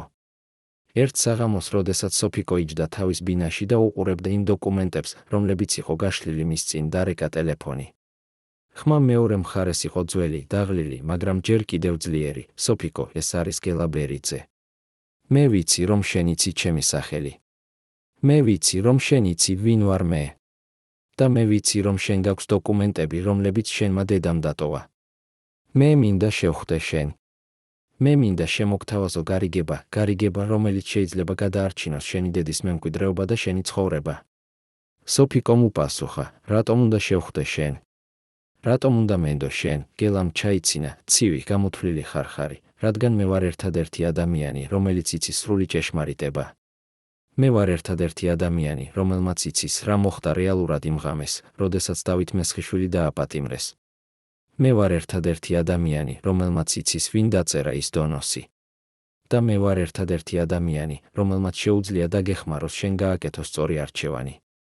სოფიკო დათანხმდა შეხვედრაზე, არა იმიტომ, რომ ის ენდობოდა გელას, არამედ იმიტომ, რომ ის იცოდა, რომ ეს იყო ერთადერთი გზა გაეგო სრული ჭეშმარიტება. ისინი შეხვდნენ ძველ პარკში, სადაც არავინ დადიოდა ზამთრის ცივ დღეებში, სადაც მხოლოდ ძველი ხეები იყვნენ მოწმენი მათი საუბრისა. გელა ბერიძე იყო ხანდაზმული კაცი, შესაძლოა 75 წლის, მაგრამ მის თვალებში ჯერ კიდევ იყო ის სიმკაცრე, ის გამოთვლილობა, რომელიც ამბობდა, რომ ეს კაცი ოდესღაც იყო ძალიან საშიში. ის უთხრა სოფიკოს, შენი დედა იყო ჭკვიანი ქალი. ის იცოდა, როგორ ეთამაშა თამაში. მაგრამ ის ასევე იყო სუსტი, რადგან ის უყვარდა. და ეს სიყვარული გახდა მისი წყევლა. სოფიკომ ჰკითხა, რას გულისხმობ, გელამ უპასუხა, დავით მესხიშვილი არ დააპატიმრეს ანონიმური დონოსის გამო. ის დააპატიმრეს კონკრეტული დონოსის გამო, დონოსის, რომელიც დაწერილი იყო ადამიანის მიერ, რომელიც იცნობდა მას, რომელიც იცოდა მისი აზრები, მისი სიტყვები. და ეს ადამიანი იყო შენი დედა. სოფიკო იგრძნო, რომ მისი სამყარო იშლებოდა, ეს არის ტყუილი. ჩემი დედა უყვარდა ის კაცი. ის არასოდეს გააკეთებდა ასეთს. გელამ უპასუხა, შენი დედა უყვარდა ის კაცი. მაგრამ ის ასევე უყვარდა თავისი კარიერა, თავისი ცხოვრება, თავისი მომავალი. და როდესაც მოვიდა ადამიანები და უთხრეს, ან შენ დაწერ ამ დონოს, ან ჩვენ დავწერთ დონოს შენზე, ის გააკეთა არჩევანი. ის დაწერა ის, რაც მათ სურდათ. ის დაწერა, რომ დავით მესხიშვილი ლაპარაკობდა ანტისაბჭოთა იდეებზე, რომ ის აკრიტიკებდა სტალინს, რომ ის იყო საშიში. და ეს დონოსი იყო საკმარისი, რომ დავით გაეგზავნათ სიბირში, სადაც ის გარდაიცვალა 1 წლის შემდეგ. სოფიკო ტიროდა, ის ტიროდა არა მხოლოდ თავისი დედისთვის, არამედ იმ კაცისთვის, რომელიც გარდაიცვალა სიბირში, იმ სიყვარულისთვის, რომელიც გაანადგურა შიშმა, იმ ცხოვრებისთვის, რომელიც შეეძლო ყოფილიყო, მაგრამ არასოდეს იქნა. გელამ უთხრა, შენი დედა ცხოვრობდა ამ ტვირთით მთელი ცხოვრება. ის ცდილობდა გამოესყიდა, ის აკეთებდა კარგ საქმეებს, ის ეხმარებოდა ადამიანებს, ის ცდილობდა იყოს კარგი. მაგრამ ის იცოდა, რომ არ არსებობდა გამოსყიდვა. ის იცოდა, რომ ის, რაც მან გააკეთა, იყო შეუბრალებელი. მაგრამ გელას ჰქონდა კიდევ რაღაც სათქმელი, რაღაც, რაც აიხსნიდა, რატომ ის მოვიდა ვერიკოსთან 1995 წელს, როდესაც საბჭოთა კავშირი დაიშალა, როდესაც ძველი სისტემა კვდებოდა, ბევრი ადამიანი ცდილობდა დაემალა თავისი წარსული. ისინი წვავდნენ დოკუმენტებს, ანადგურებდნენ მტკიცებულებებს, ქმნიდნენ ახალ ისტორიებს. მაგრამ შენმა დედამ არ გააკეთა ეს. ის შეინარჩუნა ყველაფერი, ყველა წერილი, ყველა დოკუმენტი, ყველა მტკიცებულება. და მე მოვედი მასთან და ვუთხარი, ეს დოკუმენტები არის საშიში. ისინი შეიძლება გამოყენებულ იქნას შენი წინააღმდეგ, შენი ოჯახის წინააღმდეგ. მაგრამ ის უპასუხა, მე ვიცი. მაგრამ მე არ გავანადგურებ მათ. რადგან ეს დოკუმენტები არის ერთადერთი მტკიცებულება იმისა, რაც რეალურად ხდებოდა. და ერთ დღეს ჩემი ქალიშვილი უნდა იცოდეს ჭეშმარიტება. ის უნდა იცოდეს, რა ფასი გადაიხადა ჩვენმა თაობამ გადარჩენისთვის. გელამ შეხედა სოფიკოს და თქვა, ახლა შენ იცი ჭეშმარიტება. ახლა შენ უნდა გადაწყვიტო, რა გააკეთო ამ ცოდნით. შენ შეგიძლია დამარხო ის, როგორც შენმა დედამ დამარხა თავისი სინანული. ან შენ შეგიძლია გახსნა ის, გააკეთო ის საჯარო, მისცე ადამიანებს შანსი გაიგონ, რა ხდებოდა რეალურად. მაგრამ გაფრთხილებ, თუ შენ აირჩევ მეორეს, შენ გახდები სამიზნე. იქნებიან ადამიანები, რომლებიც არ სურთ, რომ ეს ჭეშმარიტება გამოვიდეს. იქნებიან ადამიანები, რომლებიც გააკეთებენ ყველაფერს, რომ შეაჩერონ შენ. სოფიკო ჰკითხა, და შენ? რა გინდა შენ? გელამ უპასუხა, მე მინდა, რომ შენ იცოდე, რომ არ არსებობს მარტივი არჩევანი. არ არსებობს სწორი გზა. არსებობს მხოლოდ არჩევანი, რომელთანაც შენ შეძლებ ცხოვრებას. და ეს არჩევანი მხოლოდ შენი შეიძლება იყოს. სოფიკო დაბრუნდა სახლში იმ საღამოს და იჯდა დიდხანს უყურებდა იმ დოკუმენტებს, რომლებიც იყო გაშლილი მის წინ. ის ფიქრობდა თავის დედაზე, იმ არჩევანზე, რომელიც მან გააკეთა, იმ ტვირთზე, რომელიც მან ატარა. ის ფიქრობდა დავით მესხიშვილზე, კაცზე, რომელიც გარდაიცვალა სიბირში, კაცზე, რომელიც არასოდეს იცოდა, რომ ქალი, რომელსაც ის უყვარდა, იყო ის, ვინც მას ღალატი გაუწია. ის ფიქრობდა ყველა იმ ადამიანზე, რომელთა სახელები იყო იმ სიაში, ყველა იმ ცხოვრებაზე, რომლებიც გაანადგურა სისტემამ, რომლის ნაწილი იყო მისი დედა. და ის ფიქრობდა საკუთარ თავზე, რა ტიპის ადამიანი იყო ის, რა ტიპის არჩევანი გააკეთებდა ის. და იმ მომენტში, იმ ღრმა ღამეში, როდესაც ქალაქი იძინებდა და მხოლოდ ძველი სახლის კედლები ინახავდნენ საიდუმლოებებს, სოფიკო ჩიაურელი მიიღო გადაწყვეტილება, რომელიც შეცვლიდა ყველაფერს, გადაწყვეტილება, რომელიც იყო არა მხოლოდ მისი დედის მემკვიდრეობის შესახებ, არამედ მთელი ერის ისტორიის შესახებ. მაგრამ რა იყო ეს გადაწყვეტილება? და რა ფასი გადაიხდიდა სოფიკო ამ არჩევანისთვის? ეს იყო კითხვები, რომლებზეც პასუხი მოვიდოდა მალე, ძალიან მალე და ძალიან საშიში ფორმით. 2004 წლის თებერვალში, ზუსტად 2 კვირის შემდეგ იმ საბედისწერო შეხვედრისა გელა ბერიძესთან, სოფიკო ჩიაურელის ბინაში შემოიჭრნენ. არა ღია ძალადობით, არა გატეხილი კარებით, ისინი შემოვიდნენ გასაღებით, თითქოს მათ ჰქონდათ უფლება იქ ყოფნისა. სოფიკო იყო თეატრში რეპეტიციაზე და როდესაც დაბრუნდა საღამოს, მან დაინახა, რომ ყველაფერი იყო თავის ადგილზე, ავეჯი, წიგნები, ნივთები, მაგრამ რაღაც იყო განსხვავებული. ჰაერში იყო უცხო სუნი, ძალიან მსუბუქი სუნი სიგარეტისა და ძვირადღირებული კოლონიისა. და მერე ის დაინახა პატარა ნიშანი, რომელიც დარჩა მაგიდაზე, სადაც ის ინახავდა დოკუმენტებს. ქაღალდები იყო გადაადგილებული, მხოლოდ რამდენიმე მილიმეტრით, მაგრამ საკმარისად, რომ ვინმე, ვინც იცოდა სად რა იდო, შეამჩნევდა. ვინმე ეძებდა რაღაცას. ვინმე იცოდა, რომ სოფიკოს ჰქონდა ის დოკუმენტები, რომლებიც შეეძლო შეეცვალა ისტორია. და ახლა ისინი აფრთხილებდნენ მას ჩუმად, ელეგანტურად, მაგრამ აბსოლუტურად ნათლად. ჩვენ ვიცით, სად ცხოვრობ, ჩვენ შეგვიძლია შემოვიდეთ ნებისმიერ დროს, ჩვენ აკონტროლებთ ჩვენს ცხოვრებას. სოფიკომ დარეკა ნინოს, ერთადერთ ადამიანს, რომელსაც ის ჯერ კიდევ ენდობოდა. ნინო მოვიდა ღამის შუაში, შემოვიდა ფრთხილად, თითქოს ის ელოდა, რომ ვინმე აკვირდებოდა. ის შეხედა ბინას და თქვა, ისინი იყვნენ აქ. ისინი ეძებდნენ დოკუმენტებს. მაგრამ ისინი არ იპოვეს, არა? სოფიკომ უპასუხა, არა. მე გადავიტანე ისინი. მე დავმალე ისინი იქ, სადაც არავინ ვერ იპოვის. ნინო მკივნა, კარგი. მაგრამ ეს არის მხოლოდ დასაწყისი. ახლა ისინი იციან, რომ შენ რაღაცას მალავ. და ისინი არ შეჩერდებიან, სანამ არ იპოვიან მას. ან სანამ არ შეაჩერებენ შენ. სოფიკომ ჰკითხა, რას ვაკეთო? ნინომ შეხედა მას დიდხანს, თითქოს აფასებდა, იყო თუ არა სოფიკომ მზად იმისთვის, რაც ის აპირებდა სათქმელად. მერე თქვა, შენ გაქვს ორი არჩევანი. პირველი, მისცე მათ ის, რასაც ისინი ეძებენ, დაივიწყე ყველაფერი, იცხოვრე მშვიდად. მეორე, გააკეთე ის საჯარო, გამოაქვეყნე ის დოკუმენტები, უთხარი სამყაროს ჭეშმარიტება. მაგრამ თუ შენ აირჩევ მეორეს, შენ უნდა იყო მზად იმისთვის, რომ შენი ცხოვრება აღარასოდეს იქნება იგივე. შენ უნდა იყო მზად იმისთვის, რომ შენი დედის სახელი გახდება საკამათო, რომ ადამიანები შეიძლება შეიძულონ შენ, რომ შენ შეიძლება დაკარგო ყველაფერი. სოფიკო იჯდა ჩუმად ფიქრობდა. ის ფიქრობდა თავის დედაზე, იმ არჩევანზე, რომელიც მან გააკეთა, იმ ტვირთზე, რომელიც მან ატარა მთელი ცხოვრება.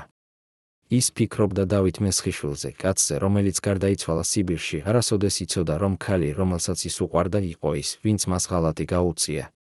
ის ფიქრობდა ყველა იმ ადამიანზე, რომელთა სახელები იყო იმ სიაში, ყველა იმ ცხოვრებაზე, რომლებიც გაანადგურა სისტემამ. და ის ფიქრობდა საკუთარ თავზე, რა ტიპის ადამიანი იყო ის, რა ტიპის მემკვიდრეობა დატოვებდა ის. და იმ მომენტში სოფიკო გააცნობიერა რაღაც, რაც მისმა დედამ ვერასოდეს შეძლო გააცნობიერებინა. ჭეშმარიტება არ იყო მტერი მემკვიდრეობისა, ჩუმება იყო. რადგან ჩუმება ნიშნავდა, რომ ის ცოდვები, ის შეცდომები, ის ტრაგედიები განმეორდებოდა, რომ ახალი თაობები კვლავ აკეთებდნენ იგივე არჩევანებს, რომ ისტორია კვლავ მეორდებოდა. და სოფიკო არ სურდა ეს. ის არ სურდა, რომ მისი დედის ცხოვრება ყოფილიყო უაზრო, რომ მისი ტკივილი ყოფილიყო უაზრო. ის სურდა, რომ ამ ტკივილს ჰქონოდა მნიშვნელობა, რომ ამ ტრაგედიას ჰქონოდა გაკვეთილი. მაგრამ სანამ სოფიკო შეეძლო გადაეწყვიტა, საბოლოოდ მოხდა რაღაც, რაც შეცვალა ყველაფერს. 2004 წლის მარტში, ზუსტად 1 თვის შემდეგ იმ შემოჭრისა, სოფიკომ მიიღო წერილი, არა ელექტრონული, არა ტელეფონის ზარია, არამედ ძველი ქაღალდის წერილი, რომელიც ჩაგდეს მის საფოსტო ყუთში. კონვერტზე არ იყო გამომგზავნის მისამართი, არ იყო მარკა, მხოლოდ მისი სახელი, დაწერილი ძველი, ძრწოლა ხელწერით. სოფიკომ გახსნა კონვერტი და იქ იყო ფოტო, რომელიც მან არასოდეს ენახა. ფოტოზე იყო ვერიკო, ახალგაზრდა, შესაძლოა 30 წლის და გვერდით იდგა დავით მესხიშვილი. ისინი იდგნენ ერთად, ხელები ერთმანეთში ჩაკიდებული და ორივეს სახეზე იყო ის გამომეტყველება, რომელიც შეიძლება იყოს მხოლოდ ადამიანებზე, რომლებიც რწმენიან, რომ მათი სიყვარული არის სამუდამო. მაგრამ ყველაზე საშინელი იყო ის, რაც დაწერილი იყო ფოტოს უკან, ძველი მელნით, ძრწოლა ხელწერით. მე ვიყავი იქ. მე ვიცი, რა მოხდა. მე ვიცი, ვინ დაწერა ის დონოსი. და ეს არ იყო შენი დედა. ეს იყო ვინმე სხვა, ვინმე, ვინც სურდა ვერიკოს დაცვა, მაგრამ ვინც რეალურად მას გაანადგურა. თუ შენ გინდა იცოდე ჭეშმარიტება, შეხვდი მე. მაგრამ მოდი მარტო. და ნუ ეტყვი არავისთვის. სოფიკო იჯდა თავის ბინაში, უჭირავდა ეს ფოტო და გრძნობდა, რომ მისი სამყარო კვლავ იშლებოდა. გელა ბერიძემ უთხრა, რომ მისმა დედამ დაწერა ის დონოსი.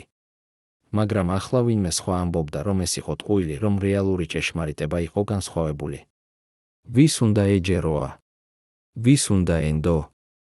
და რატომ ახლა, 10 წლეულების ჩუმების შემდეგ, ყველა ეს ადამიანები გამოდიოდნენ ჩრდილებიდან, ყველა მათგანი თავისი ვერსიით ჭეშმარიტებისა? სოფიკომ გადაწყვიტა წასვლა იმ შეხვედრაზე, არა იმიტომ, რომ ის ენდობოდა უცნობ გამომგზავნს, არამედ იმიტომ, რომ ის იცოდა, რომ ეს იყო ერთადერთი გზა გაეგო სრული ისტორია. მისამართი, რომელიც მითითებული იყო წერილში, იყო ძველი შენობა საბურთალოზე, შენობა, რომელიც ოდესღაც იყო ელიტარული, მაგრამ ახლა იყო თითქმის მიტოვებული. სოფიკო მივიდა იქ საღამოს, როდესაც ქალაქი იწყებდა ჩაძინებას, როდესაც ქუჩები იყო ნახევრად ცარიელი. ის ავიდა კიბეებზე მეოთხე სართულამდე და დააკაკუნა კარზე, რომელიც მითითებული იყო წერილში. კარი გაიხსნა და იქ იდგა ქალი, ძალიან ხანდაზმული ქალი, შესაძლოა 90 წლის, მაგრამ რომლის თვალებში ჯერ კიდევ იყო სიცოცხლე, რომელიც ამბობდა, რომ ეს ქალი ოდესღაც იყო ძალიან ლამაზი და ძალიან ძლიერი. ქალმა თქვა, შემოდი, სოფიკო. მე ვარ ნატო. და მე ვიყავი ვერიკოს საუკეთესო მეგობარი, მანამ, სანამ ყველაფერი არ შეიცვალა. ნატოს ბინა იყო პატარა, მაგრამ სავსე მოგონებებით, ფოტოები კედლებზე, ძველი თეატრალური პროგრამები, წიგნები, რომლებზეც იყო ავტოგრაფები ცნობილი ადამიანებისგან. ნატომ დასვა ჩაიდა და დაიწყო ლაპარაკი, რომელიც ჟღერდა, თითქოს ის 10 წლეულების განმავლობაში ელოდა ამ მომენტს, ელოდა, რომ ვინმე მოვიდოდა და მოусმენდა მას. მე და შენი დედა ვიყავით როგორც დები, თქვა ნატომ. ჩვენ ერთად ვსწავლობდით თეატრალურ ინსტიტუტში, ერთად ვთამაშობდით პირველ სპექტაკლებში, ერთად ვოცნებობდით დიდ როლებზე. მაგრამ ვერიკო იყო განსაკუთრებული, ის იყო ნიჭიერი, ლამაზი, ძლიერი. და როდესაც ის შეხვდა დავითს, მე ვიცოდი, რომ ეს იყო ნამდვილი სიყვარული. მე ვხედავდი, როგორ უყურებდა ის მას, როგორ ელაპარაკებოდა მის შესახებ. ის იყო ბედნიერი, პირველად თავის ცხოვრებაში, ნამდვილად ბედნიერი. მაგრამ ეს ბედნიერება არ გაგრძელდა დიდხანს. რადგან 1927 წელს, როდესაც სტალინის რეპრესიები იწყებოდა, როდესაც ადამიანები ქრებოდნენ ღამით, როდესაც შიში იყო ყველგან, დავით მესხიშვილი გახდა სამიზნე. დავითი იყო ჭკვიანი კაცი, განაგრძო ნატომ. ის ლაპარაკობდა ღიად, ის აკრიტიკებდა სისტემას, ის ამბობდა რაღაცეებს, რომლებიც იმ დროს იყო საშიში. და ვინმე ისმენდა. ვინმე აგროვებდა ინფორმაციას. მაგრამ ეს ვინმე არ იყო ვერიკო. ეს ვინმე იყო მე. სოფიკო იგრძნო, რომ მისი გული გაჩერდა, რას ამბობ, ნატომ შეხედა მას და მის თვალებში იყო ცრემლები, რომლებიც შესაძლოა 10 წლეულების განმავლობაში იყო დაგროვილი. მე დავწერე ის დონოსი. მე, არა ვერიკო. მე ვიყავი ის, ვინც გაანადგურა დავითი. მაგრამ მე არ გავაკეთე ეს ბოროტებისგან. მე გავაკეთე ეს სიყვარულისგან ვერიკოსადმი, სურვილისგან დავეცვა ის. სოფიკო ვერ ჯეროდა, როგორ შეიძლება დონოსის დაწერა იყოს სიყვარული, ნატომ უპასუხა, რადგან მე ვიცოდი, რომ თუ დავითი გააგრძელებდა ლაპარაკს, თუ ის გააგრძელებდა კრიტიკას, ისინი მოვიდოდნენ არა მხოლოდ მისთვის, არამედ ვერიკოსთვისაც. ისინი დაპატიმრებდნენ ორივეს. ისინი გაანადგურებდნენ ორივეს. და მე არ შემეძლო ამის დაშვება. მე არ შემეძლო დამენახა, როგორ კარგავდა ვერიკო ყველაფერს, კარიერას, ცხოვრებას, მომავალს. ნატომ უამბო სოფიკოს ისტორია, რომელიც არასოდეს გახდა ცნობილი ისტორია იმის შესახებ, თუ როგორ მოვიდა ის კლუბში 1927 წლის ზამთარში და უთხრა მათ, რომ დავით მესხიშვილი ლაპარაკობდა ანტისაბჭოთა იდეებზე, რომ ის იყო საშიში, რომ ის უნდა დაპატიმრებულიყო. ის უთხრა მათ, რომ ის აკეთებდა ამას პატრიოტული მოვალეობიდან, მაგრამ რეალურად ის აკეთებდა ამას იმიტომ, რომ ის ფიქრობდა, რომ ეს იყო ერთადერთი გზა ვერიკოს გადასარჩენად. მე ვფიქრობდი, რომ თუ ისინი წაიყვანდნენ დავითს, ვერიკო იქნებოდა უსაფრთხო, თქვა ნატომ. მე ვფიქრობდი, რომ ის გააგრძელებდა თავის კარიერას, რომ ის იქნებოდა ბედნიერი, რომ ის დამივიწყებდა დავითს და იპოვიდა ვინმე სხვას. მაგრამ მე ვცდებოდი, რადგან ვერიკო არასოდეს დაივიწყა დავითს. ის ცხოვრობდა მთელი ცხოვრება ამ დანაკარგის ტკივილით.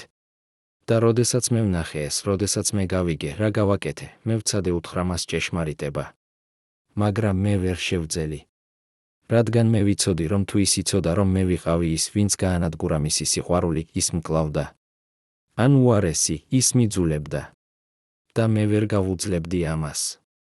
სოფიკო ისმენდა ამ ისტორიას და გრძნობდა რაღაც უცნაურს, არ არის სხვას, არა სიძულვილს, არამედ რაღაც უფრო რთულს, რაღაც რაც იყო ნაზავი ტკივილისა, გაგებისა და უსასრულო სევდისა. რადგან ახლა ის გააცნობიერა, მისი დედა არ იყო ის, ვინც ღალატი გაუწია დავითს. მაგრამ ის ასევე არ იყო უდანაშაულო. რადგან ვერიკო იცოდა, შესაძლოა არა დასაწყისში, მაგრამ მოგვიანებით, როდესაც ის იპოვა იმ დოკუმენტებს, როდესაც ის გაიგო ჭეშმარიტება, რომ მისი საუკეთესო მეგობარი იყო ის, ვინც გაანადგურა მისი სიყვარული. და ვერიკომ აირჩია ჩუმობა. ის აირჩია არ უთხრა ნატოს, რომ ის იცოდა, რადგან ის იცოდა, რომ ნატო აკეთებდა ამას სიყვარულისგან, რადგან ის იცოდა, რომ ამ ჭეშმარიტების გახსნა გაანადგურებდა ორივე მათგანს. ნატომ უთხრა სოფიკოს, შენმა დედამ იცოდა. ის იცოდა 10 წლეულების განმავლობაში. მაგრამ ის არასოდეს მითხრა. ის უბრალოდ შორდებოდა ჩემგან, ნელ-ნელა, ფრთხილად ისე რომ. მე ვერ გავიგებდი რატომ. და მხოლოდ ბოლოს, როდესაც ის იყო უკვე ძალიან ავად, ის გამომიგზავნა წერილი. ამ წერილში ის წერდა, მე ვიცი რა გააკეთე. მე ვიცი რატომ გააკეთე. და მე გპატიებ. მაგრამ მე ვერ შემიძლია ვიყო შენთან, რადგან ყოველ ჯერზე, როდესაც მე გხედავ, მე ვხედავ დავითს, მე ვხედავ ის, რაც შეიძლებოდა ყოფილიყო და არასოდეს იქნება.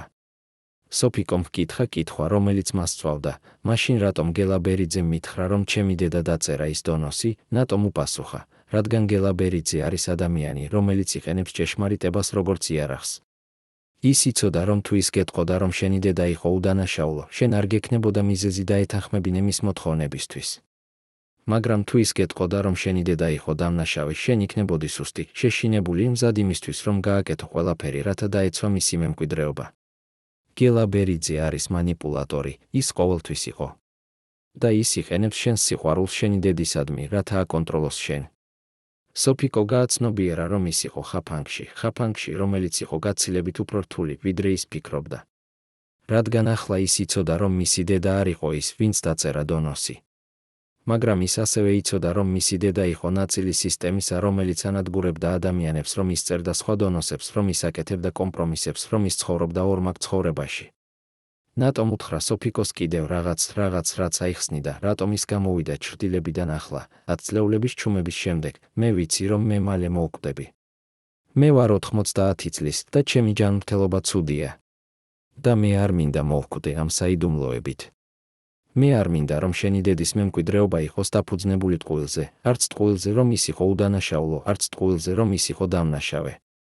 მე მინდა, რომ ადამიანებმა იცოდნენ ჭეშმარიტება, სრული ჭეშმარიტება, არა მხოლოდ ნაწილები, რომლებიც ვინმე სურს გაზიარება. და ამიტომ მე გამოვგზავნე შენთვის ის წერილი.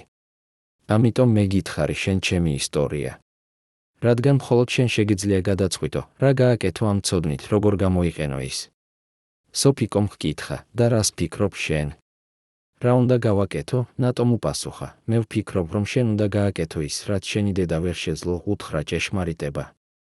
არა იმიტომ, რომ ეს გაანადგურებს მის მემკვიდრეობას, არამედ იმიტომ, რომ ეს გადაარჩენს მას. რადგან მემკვიდრეობა, რომელიც დაფუძნებულია ტყუილზე, არის სახლი, რომელიც აშენებულია ქვიშაზე. მაგრამ მემკვიდრეობა, რომელიც დაფუძნებულია ჭეშმარიტებაზე, თუნდაც მტკივნეულ ჭეშმარიტებაზე, არის სახლი, რომელიც გაუძლებს ნებისმიერ ქარიშხალს. სოფიკო დაბრუნდა სახლში იმ ღამეს და იჯდა დიდხანს, ფიქრობდა ყველაფერზე, რაც მან გაიგო. ის ფიქრობდა ნატოზე, ხალზე, რომელმაც გააკეთა საშინელი არჩევანი სიყვარულის სახელით.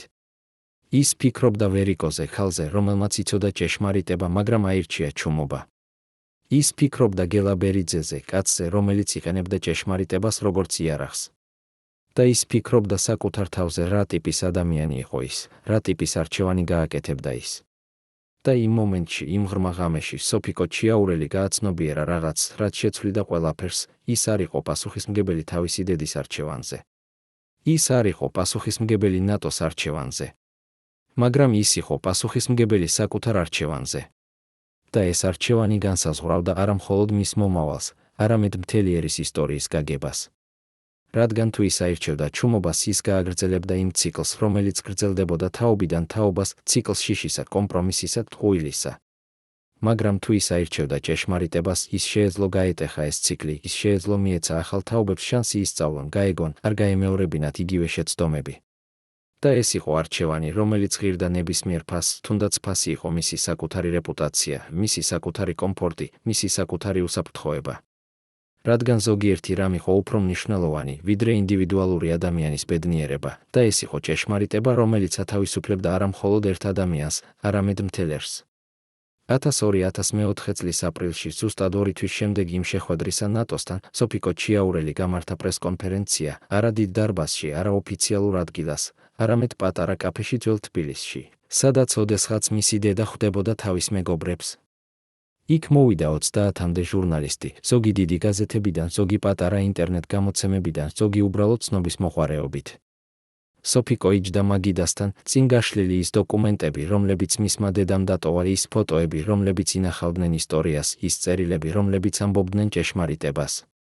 და ის დაიწყო ლაპარაკი, რომელიც იყო არა მხოლოდ მისი დედის ისტორია, არამედ მთელი ერის ისტორია იმის შესახებ, თუ როგორ ცხოვრობდნენ ადამიანები შიშში, როგორ აკეთებდნენ ისინი კომპრომისებს, როგორ ატარებდნენ ისინი საიდუმლოებებს, რომლებიც ანადგურებდა მათ შიგნიდან. სოფიკომ უთხრა მათ ვერიკოს ისტორია, არა იდეალიზებული ვერსია, რომელიც ყველა მიცოდა, არამედ რეალური ისტორია, სრული ისტორია ქალისა, რომელიც იყო ერთდროულად გმირი და მსხვერპლი, ერთდროულად ძლიერი და სუსტი, ერთდროულად სიყვარულის ღირსი და მსჯავრის ღირსი. ის უთხრა მათ დავით მესხიშვილის ისტორია, კაცის ისტორია, რომელიც გარდაიცვალა სიბირში, კაცის ისტორია, რომელიც უყვარდა ვერიკოს, მაგრამ რომელიც გაანადგურა სისტემამ. ის უთხრა მათ ნატოს ისტორია, ქალის ისტორია, რომელმაც გააკეთა საშინელი არჩევანი სიყვარულის სახელით, ქალის ისტორია, რომელიც ცხოვრობდა მთელი ცხოვრება ამ ტვირთით. და ის უთხრა მათ საკუთარი ისტორია იმის შესახებ, თუ როგორ იპოვა ის ეს დოკუმენტები, როგორ გაიგო ის ჭეშმარიტება, როგორ გადაწყვიტა ის, რომ ეს ჭეშმარიტება უნდა გახდეს საჯარო. ჟურნალისტები ისმენდნენ ჩუმად, ზოგი წერდა ჩანაწერებს, ზოგი იღებდა ფოტოებს, ზოგი უბრალოდ იჯდა და უსმენდა, გაუგნებული, შოკირებული, ზოგჯერ ცრემლებით თვალებში. და როდესაც სოფიკო დაასრულა, როდესაც ის თქვა ბოლო სიტყვები, დარბაზში იყო სრული ჩუმება, რომელიც ამბობდა, რომ ყველამ გააცნობიერა, რომ ისინი ახლა ხან მოისმინეს რაღაც, რაც შეცვლიდა ყველაფერს. მაგრამ რეაქცია არ იყო ერთგვაროვანი. ზოგიერთი ადამიანი აქებდა სოფიკოს, ამბობდა, რომ ის იყო გმირი, რომ ის გააკეთა ის, რაც უნდა გაკეთებულიყო, რომ ის უთხრა ჭეშმარიტება, რომელიც ათწლეულების განმავლობაში იყო დამალული. მაგრამ სხვები აკრიტიკებდნენ მას, ამბობდნენ, რომ ის ღალატი გაუწია თავის დედას, რომ ის გაანადგურა ვერიკოს მემკვიდრეობას, რომ ის არ ჰქონდა უფლება გაეხსნა ეს საიდუმლოებები. იყვნენ ადამიანები, რომლებიც ამბობდნენ, რომ სოფიკო აკეთებდა ამას ფულისთვის, ყურადღებისთვის, რომ ის იყენებდა თავისი დედის ტრაგედიას პირადი სარგებლისთვის. და იყვნენ ადამიანები, რომლებიც უბრალოდ არ სურდათ რწმენა, რომ ვერიკო ანჯაპარიძე, ქართული კულტურის სიმბოლო, შეეძლო ყოფილიყო ნაწილი რეპრესიული სისტემისა. მაგრამ სოფიკო იყო მზად ამისთვის. ის იცოდა, რომ ეს მოვიდოდა. ის იცოდა, რომ ჭეშმარიტება ყოველთვის არის მტკივნეული, რომ ის ყოველთვის იწვევს რეაქციას, რომ ის ყოველთვის ყოფს ადამიანებს. მაგრამ ის ასევე იცოდა, რომ ჭეშმარიტება იყო ერთადერთი გზა წინსვლისკენ, ერთადერთი გზა განკურნებისკენ, ერთადერთი გზა იმისკენ, რომ ახალი თაობები არ გაემეორებინათ იგივე შეცდომები. კოსტავას ქუჩის სახლის აუქციონი გაიმართა 2004 წლის მაისში, ზუსტად 1 თვის შემდეგ იმ პრესკონფერენციისა. მაგრამ ახლა ეს აუქციონი იყო განსხვავებული, ეს აღარ იყო უბრალოდ ქონების გაყიდვა, ეს იყო სიმბოლური მომენტი, რომელიც წარმოადგენდა ერთი ეპოქის დასასრულს და ახლის დასაწყისს. სოფიკომ გადაწყვიტა არ გაეყიდა სახლი პირად მყიდველს, ის გადაწყვიტა გადაეცა ის სახელმწიფოს იმ პირობით, რომ ის გადაიქცეოდა მუზეუმად, არა მხოლოდ ვერიკო ანჯაპარიძის მუზეუმად, არამედ მუზეუმად იმ ეპოქისა, რომელშიც ის ცხოვრობდა, მუზეუმად იმ არჩევანებისა, რომლებიც ადამიანებმა გააკეთეს, მუზეუმად იმ ჭეშმარიტებისა, რომელიც ათწლეულების განმავლობაში იყო დამალული. ის გადაწყვიტა, რომ ამ მუზეუმში იქნებოდა გამოფენილი ყველა ის დოკუმენტი, რომელიც მისმა დედამ დატოვა, ყველა წერილი, ყველა ფოტო, ყველა მტკიცებულება იმისა, რაც რეალურად ხდებოდა. და ის გადაწყვიტა, რომ ამ მუზეუმში იქნებოდა ასევე ნატოს ისტორია, დავით მესხიშვილის ისტორია, ყველა იმ ადამიანის ისტორია, რომლებიც იყვნენ ნაწილი ამ ტრაგედიისა. მაგრამ ყველაზე მნიშვნელოვანი იყო ის, რაც სოფიკომ გააკეთა იმ ფულით, რომელიც მან იპოვა შვეიცარიის ბანკში, ფული, რომელიც მოვიდა ვერიკოს სამკაულების გაყიდვიდან. სოფიკომ გადაწყვიტა არ დაეტოვებინა ეს ფული საკუთარი თავისთვის, ის გადაწყვიტა შექმნა ფონდი, რომელიც დაეხმარებოდა იმ ადამიანების შთამომავლებს, რომლებიც იყვნენ რეპრესიების მსხვერპლი, ფონდი, რომელიც დააფინანსებდა კვლევებს საბჭოთა რეპრესიების შესახებ, ფონდი, რომელიც დაეხმარებოდა ახალ თაობებს ისწავლონ და გაეგონ ისტორია. ის დაარქვა ამ ფონდს დავით მესხიშვილის სახელობის ფონდი, არა იმიტომ, რომ დავითი იყო ერთადერთი მსხვერპლი, არამედ იმიტომ, რომ მისი ისტორია წარმოადგენდა ათასობით სხვა ისტორიას, ათასობით სხვა ცხოვრებას, რომლებიც გაანადგურა სისტემამ.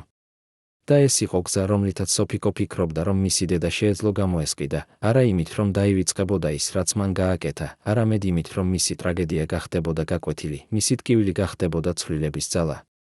ნატო გარდაიცვალა 2002-2005 წლის ზამთარში, მშვიდად, საკუთარ ბინაში, გარშემორტყმული იმ ფოტოებით, რომლებიც ინახავდნენ მის ახალგაზრდობას, მის მეგობრობას ვერიკოსთან, მის ცხოვრებას, რომელიც იყო სავსე სიყვარულით და სინანულით. სოფიკო იყო მასთან ბოლო დღეებში, უჭირავდა მის ხელს, უსმენდა მის ისტორიებს იმ დროის შესახებ, როდესაც ყველაფერი იყო განსხვავებული, როდესაც ცხოვრება იყო სავსე იმედით და შიშით ერთდროულად. და ბოლო დღეს, როდესაც ნატო იწვა საწოლში, ძლივს უნთქავდა, ის უთხრა სოფიკოს, მადლობა. მადლობა იმისთვის, რომ შენ უთხარი ჭეშმარიტება. მადლობა იმისთვის, რომ შენ გააკეთე ის, რაც მე ვერ შევძელი. ახლა მე შემიძლია მშვიდად წავიდე იმის ცოდნით, რომ ჩემი ისტორია არ დაიკარგება, რომ ადამიანები იცოდნენ, რა რეალურად მოხდა. და მერე ის დახუჭა თვალები და წავიდა მშვიდად, ისე როგორც ის ოდესმე ოცნებობდა, ისე როგორც ის იმსახურებდა, მიუხედავად ყველა იმ შეცდომისა, რომელიც მან გააკეთა. გელა ბერიძე არასოდეს დაუკავშირდა სოფიკოს ისევ. ის გაქრა, უბრალოდ გაქრა, თითქოს ის არასოდეს არსებობდა. ზოგიერთი ამბობდა, რომ ის გაიქცა საზღვარგარეთს, სადაც ის ცხოვრობდა ფულით, რომელიც მან მოაგროვა 10 წლეულების განმავლობაში შანტაჟით და манипуლაციით. სხვები ამბობდნენ, რომ ის გარდაიცვალა, ჩუმად, უხმაუროდ, ისე როგორც ის ცხოვრობდა ჩრდილებში. მაგრამ სოფიკო არ ეძებდა მას. ის იცოდა, რომ გელა ბერიძე იყო მხოლოდ სიმბოლო იმ სისტემისა, რომელიც იყენებდა შიშს და საიდუმლოებებს როგორც იარაღს. და ეს სისტემა უკვე კვდებოდა, ნელ-ნელა, მაგრამ გარდაულად, რადგან ახალი თაობები აღარ იყვნენ მზად ცხოვრებისთვის ჩუმებაში, აღარ იყვნენ მზად იმისთვის, რომ მიეღოთ ტყუილი როგორც ჭეშმარიტება. დღეს, როდესაც თქვენ გაივლით კოსტავას ქუჩაზე და დაინახავთ იმ ძველ სახლს, რომელიც ოდესღაც იყო ვერიკო ანჯაპარიძის სახლი, თქვენ დაინახავთ ფირფიტას კარზე, მეხსიერების მუზეუმი. ისტორია, რომელიც არ უნდა დაივიწყოს. შიგნით თქვენ იპოვით არა მხოლოდ ლამაზ კოსტიუმებს და ძვირფას ფოტოებს, არამედ ასევე დოკუმენტებს, რომლებიც ამბობენ ჭეშმარიტებას, მტკივნეულ, რთულ, მაგრამ აუცილებელ ჭეშმარიტებას იმის შესახებ, თუ როგორ ცხოვრობდნენ ადამიანები იმ დროს, რა არჩევანები უწევდათ მათ, რა ფასი გადაიხადეს ისინი გადარჩენისთვის. თქვენ იპოვით ნატოს ისტორიას, დავით მესხიშვილის ისტორიას, ვერიკოს ისტორიას, არა იდეალიზებულ ვერსიას, არამედ რეალურ ისტორიას ადამიანების შესახებ, რომლებიც იყვნენ ერთდროულად ძლიერები და სუსტები, ერთდროულად გმირები და მსხვერპლნი. სოფიკო ჩიაურელი აღარ ცხოვრობს იმ სახლში. ის გადავიდა პატარა ბინაში საბურთალოზე, სადაც ის ცხოვრობს მარტო, მშვიდად, ისე როგორც ის ყოველთვის ოცნებობდა. ის აღარ თამაშობს თეატრში, ის წავიდა პენსიაზე 2002-2006 წელს, იმის შემდეგ რაც მან გააცნობიერა, რომ მისი ცხოვრების მთავარი როლი იყო არა სცენაზე, არამედ რეალურ ცხოვრებაში. მაგრამ ის არ არის მარტო. ის ხვდება ახალგაზრდა ადამიანებს, სტუდენტებს, მკვლევარებს, რომლებიც მოდიან მასთან კითხვებით, რომლებიც სურთ გაიგონ, რა რეალურად მოხდა, როგორ იყო ცხოვრება იმ დროს. და სოფიკო უთხრობს მათ, უთხრობს ყველაფერს, არაფერს არ მალავს, არაფერს არ აშრობს. რადგან ის იცის, რომ ეს არის ერთადერთი გზა, რომ ის ტრაგედიები, ის შეცდომები, ის ტკივილი არ იყოს უაზრო. ზოგჯერ გვიან საღამოს, როდესაც ქალაქი ჩუმდება და ძველი სახლის კედლები ინახავენ საიდუმლოებებს, სოფიკო დგება ფანჯარასთან და უყურება ქუჩას, სადაც ოდესღაც მისი დედა დადიოდა, სადაც ოდესღაც ცხოვრობდა ის ცხოვრება, რომელიც იყო სავსე დიდებით და ტკივილით. და ის ფიქრობს იმაზე, რა იქნებოდა, თუ ვერიკო შეეძლო უთხრა ჭეშმარიტება, თუ ის შეეძლო ეცხოვრა თავისუფლად, თუ ის შეეძლო არ ეკეთებინა ის არჩევანები, რომლებიც მას ანადგურებდნენ შიგნიდან. მაგრამ სოფიკო ასევე იცის, რომ ისტორია არ იწერება, რა იქნებოდა თუ დებით. ისტორია იწერება იმით, რაც რეალურად მოხდა, იმ არჩევანებით, რომლებიც რეალურად გაკეთდა, იმ შედეგებით, რომლებიც რეალურად მოვიდა. და ერთადერთი, რაც ჩვენ შეგვიძლია გავაკეთოთ, არის ვისწავლოთ ამ ისტორიიდან, ვიცოდეთ ეს ჭეშმარიტება და ვცადოთ არ გავიმეოროთ იგივე შეცდომები. დღეს, როდესაც ახალგაზრდა თაობა swams კითხვებს იმის შესახებ, თუ როგორ შეეძლო ადამიანებს ეცხოვრათ ისე, როგორ შეეძლო მათ ეკეთებინათ ის არჩევანები, როგორ შეეძლო მათ ჩუმობა, სოფიკო პასუხობს არა გამართლებით, არამედ ახსნით. ის ამბობს, ისინი ცხოვრობდნენ შიშში. ისინი ცხოვრობდნენ სისტემაში, რომელიც აკონტროლებდა ყველაფერს, რას ფიქრობდით, რას ამბობდით, ვისთან ხვდებოდით. და ამ სისტემაში გადარჩენა ნიშნავდა კომპრომისს. ეს არ ნიშნავს, რომ ისინი იყვნენ ცუდი ადამიანები. ეს ნიშნავს, რომ ისინი იყვნენ ადამიანები, რომლებიც ცდილობდნენ გადარჩენას იმ გარემოში, რომელიც იყო შექმნილი იმისთვის, რომ გაენადგურებინა ისინი. და მერე ის ამბობს, მაგრამ ეს არ ნიშნავს, რომ ჩვენ უნდა დავივიწყოთ. ეს არ ნიშნავს, რომ ჩვენ უნდა გავამართლოთ. ეს ნიშნავს, რომ ჩვენ უნდა გავიგოთ, ვისწავლოთ და ვიცოდეთ, რომ ასეთი სისტემა არასოდეს უნდა განმეორდეს. ვერიკო ანჯაპარიძის მემკვიდრეობა დღეს არის რთული, ის აღარ არის მხოლოდ დიდი მსახიობის მემკვიდრეობა, ის არის მემკვიდრეობა ადამიანისა, რომელიც იყო ნაწილი რთული, ტრაგიკული ისტორიისა. ზოგიერთი ადამიანი ჯერ კიდევ აქებს მას, ახსოვს მხოლოდ მის დიდ როლებს, მის ლამაზ სახეს, მის ძლიერ ხმას. სხვები აკრიტიკებენ მას, ახსოვს მხოლოდ ის, რაც მან გააკეთა, ის კომპრომისები, რომლებიც მან გააკეთა. მაგრამ სოფიკო ფიქრობს, რომ ორივე ეს ხედვა არის არასრული. რადგან ვერიკო იყო არა მხოლოდ გმირი და არა მხოლოდ მსხვერპლი, ის იყო ადამიანი, რთული, წინააღმდეგობრივი, ტრაგიკული ადამიანი, რომელიც ცხოვრობდა რთულ დროში და აკეთებდა რთულ არჩევანებს.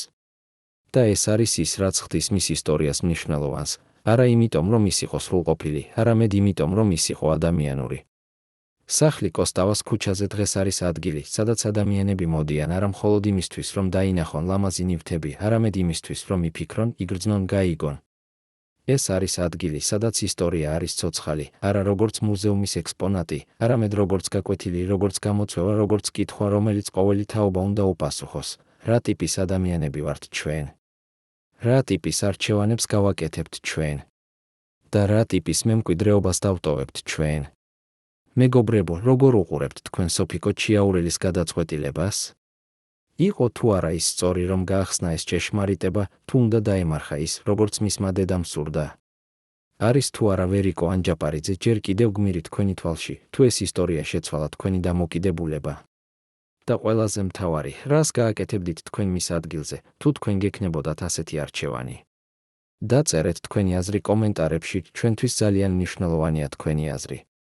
ახსოვთ თუ არა ვერიკო ანჯაპარიძე თქვენს ქალაქში, თქვენს ოჯახში. გაგიზიარეთ თქვენი მოგონებები.